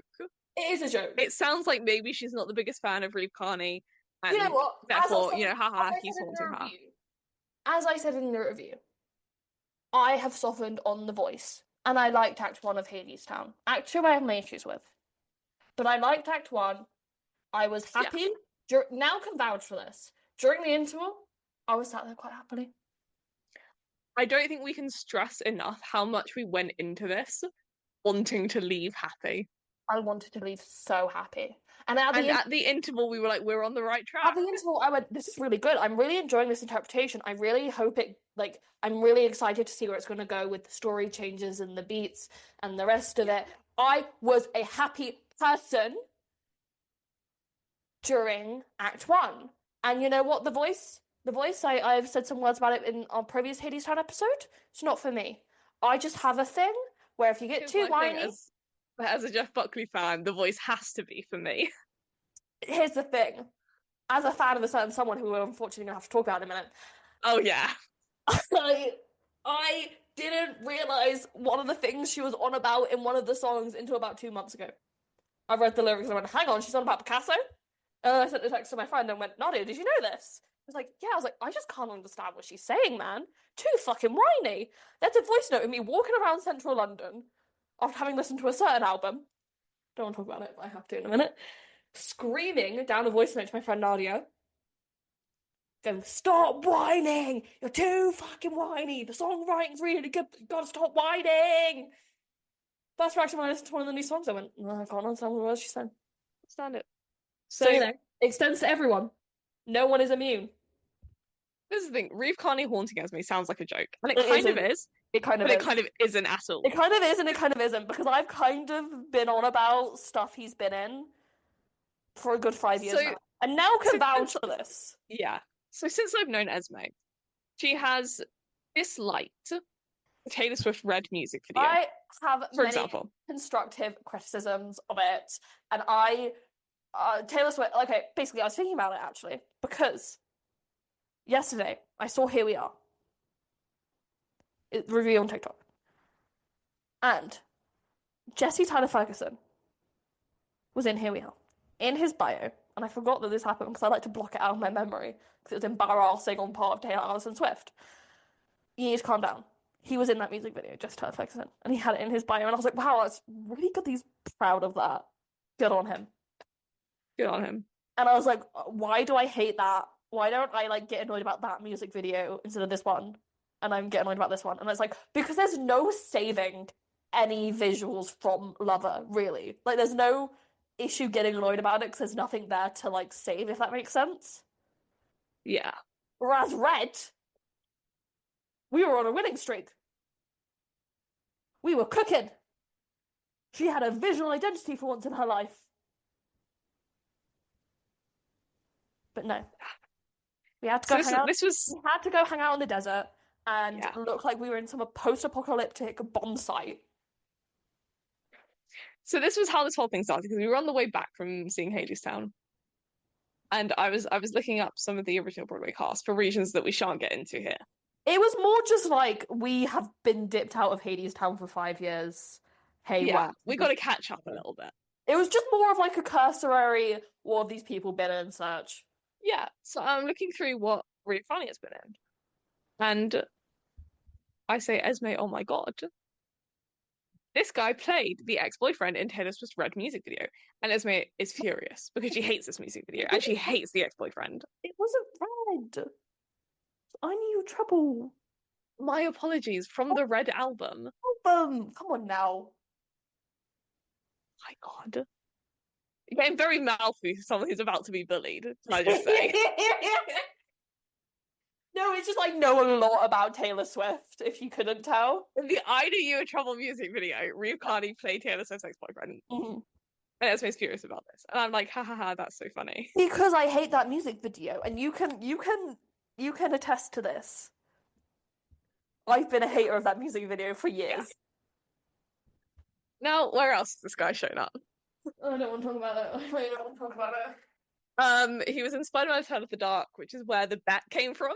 And I thought that I love Unbreakable Kimmy Schmidt. That's another thing I love. Yeah. And I once watched season 1 of Unbreakable Kimmy Schmidt like twice in 12 hours at a sleepover with my friend. And in season 1 of Unbreakable Kimmy Schmidt, because I looked it up because I'm rewatching it, and I was starting from season 2 because I was like, I've seen season 1 so many times.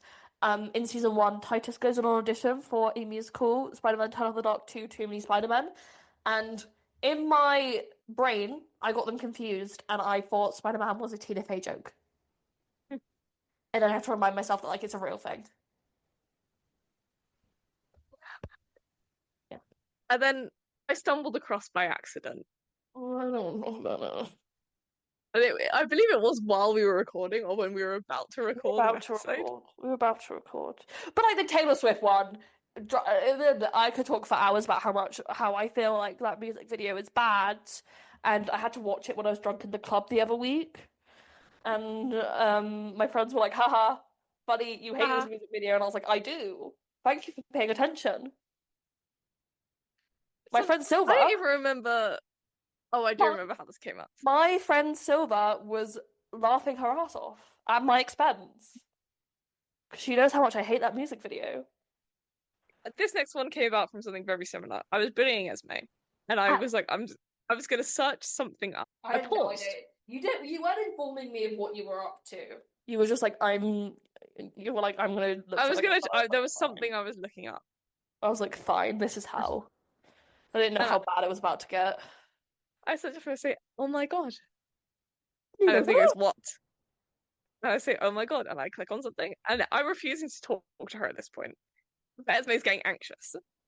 I should have been prepping for the end of the world. You shouldn't have kept asking, what have you found? Curiosity killed the cat. Curiosity killed the Yep, cat.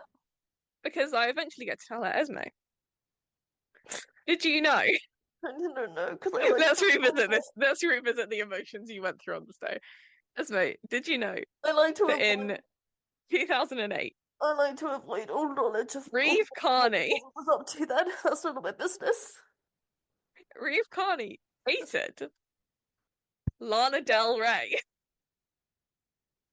I think actually the way I first started it was Esme, who would you say are your two Who are your favorite two music favorite artists? artists? And you said Taylor Swift and Lana Del Rey. I was so confused. I was like, why are we talking about it? Why are we talking about it? And I said, well, we know the connection to one. Well, and I was thinking, oh, for fuck's sake, what's Lana done now? Yeah, but like Lana's gonna Lana, you know? Lana's gonna be weird and just like show up places. And me and my friend were talking about this the other day. We were like, what could Lana do that would really shock us? And I didn't even want to see proof. I was like, that's none of my business. Because also she wasn't Lana Del Rey then, she was Lizzie Grant, which is her legal government name, but she was going by that. The thing is, so basically, okay, can I quickly expand on the Lana thing a little bit more? Unfortunately. yeah, go ahead. I don't really give two fucking shits about the Lizzie Grant era, which sounds crazy because that is the woman's legal name. I don't really care. I don't really care. I know what's out there. Actually, I didn't. But like, it doesn't hinder my enjoyment of the music. I don't think that there's some undiscovered masterpiece in the back catalogue. I'm not going, release Pawn Shop Blues, release Pawn Shop Blues. That's none of my business. That's none of my business. I also think trademark discourse is a bane on society. We need to let it go. Yeah. And so because of that, I had no idea about this. I was in my own little world. Love you, Lana. You drive me up a wall. She drives me up a fucking wall. So then it's Jeff Buckley. Big. But so I love Jeff Buckley. Why is it always a section of pop culture I know freakishly about? Who knows? But I love Jeff Buckley. And in case you don't know, there's a biopic in the works. I don't think it's happening. Yes, it is. I don't think it's happening. You know what? You keep saying this, and it gets to a point where I'm like, Esme's right. It's not happening. Well, no. Then I see one little comment that's like, guess what's happening, guys? I'm like, fuck, it is happening. No. It's because people who I follow on Twitter hate Brad Pitt, right? Categorically hate Brad Pitt. Brad Pitt wanted to play Jeff Buckley. Wrong. Approached Jeff Buckley's mum. And there's an article in Variety about it, and in it they were then talking about how they were going to talk about Jeff and his life and his legacy. And they decided in the end to release a documentary, and then the documentary was at some film festival in America recently, and that's why they were doing it. So I read that and I went, Jeff Buckley's mother like a biopic has also endorsed this new biopic. I don't know if it's happening, but that article I read in Variety didn't allude to it. Essentially, it's rumoured that Reeve Carney is going to play Jeff Buckley. But yeah, basically this guy keeps popping up and it's hilarious. It's funny. It's so fucking funny. And it's like, it is hilarious. I didn't know he was all of these places until I got into Hadestown. And then all of a sudden he's somehow for like 5 years, Esme has managed to avoid this man by just not getting into Hadestown. And then went to go see it once, fell in love with it. Making the choice to not, of not engaging too much in Lizzie Grant era stuff. Being like, yeah, I hate that music video. Sucks. Here's the thing, because I also like to I'm like a real bitch. Yeah. What I'm about to say isn't actually mean on him. It's mean on Taylor Swift. Even better. It's amazing. I don't you can vouch for this. I like to do dramatic readings of the monologue at the start of the I Knew You Were in Trouble music video because I think it's really bad. Why is she going on about kaleidoscopes? And at the Genius page, on the bottom there is like, who plays the guy in the I Knew You Were in Trouble music video? If I'd have clicked on that, Oh, I would have realized, but I just didn't because I was too busy laughing my ass off about how bad it was. but it just keeps coming back. And that's kind of everything we can say on Hadestown. I'm sure we'll do another Hadestown episode in like 6 months. Yeah, we We'll love go it. see it again and do another one. It's my Pookie. She's... Remember, I love Hades. We love Hadestown, I I love promise. Hades. Um, yeah. Next week we are doing Sunday in the Park with George by Stephen Sondheim. I mean, Yeah, our Sondheim. worst things. We get to talk about Nell's bestie, Emily Ashford, next week. I should have been kinder in the bullying, I'm realizing. This is what we mean. We get each other back. I accidentally sent her a TikTok of Robert Mannion. She Oh, so good. she makes me talk about Jeff Buckley Esme at lookalike. least once, like every time we talk, Esme will drop at least one man, and she does it with such a smug little grin on her face. Which should just be like, and by the way, this male hot. actor is attractive. Yeah. It's like, she's like, yeah, I spent some time talking to my friend about how hot Tom Blythe is. Yeah, no, me and my friend were so like brain dead once. We didn't have much conversation, but we did talk about how like Tom Blythe is fat. Anyways, that was Hadestown. That was on that note, that was Hades. That was Hadestown. Hadestown the re-up. On the real. See you next week for Sunday in the Park with George. George. Joy. Don't know why I'm singing like Grace Vanderwall. Anyway, follow us on social medias. Yeah. Peace. Peace. Bye bye.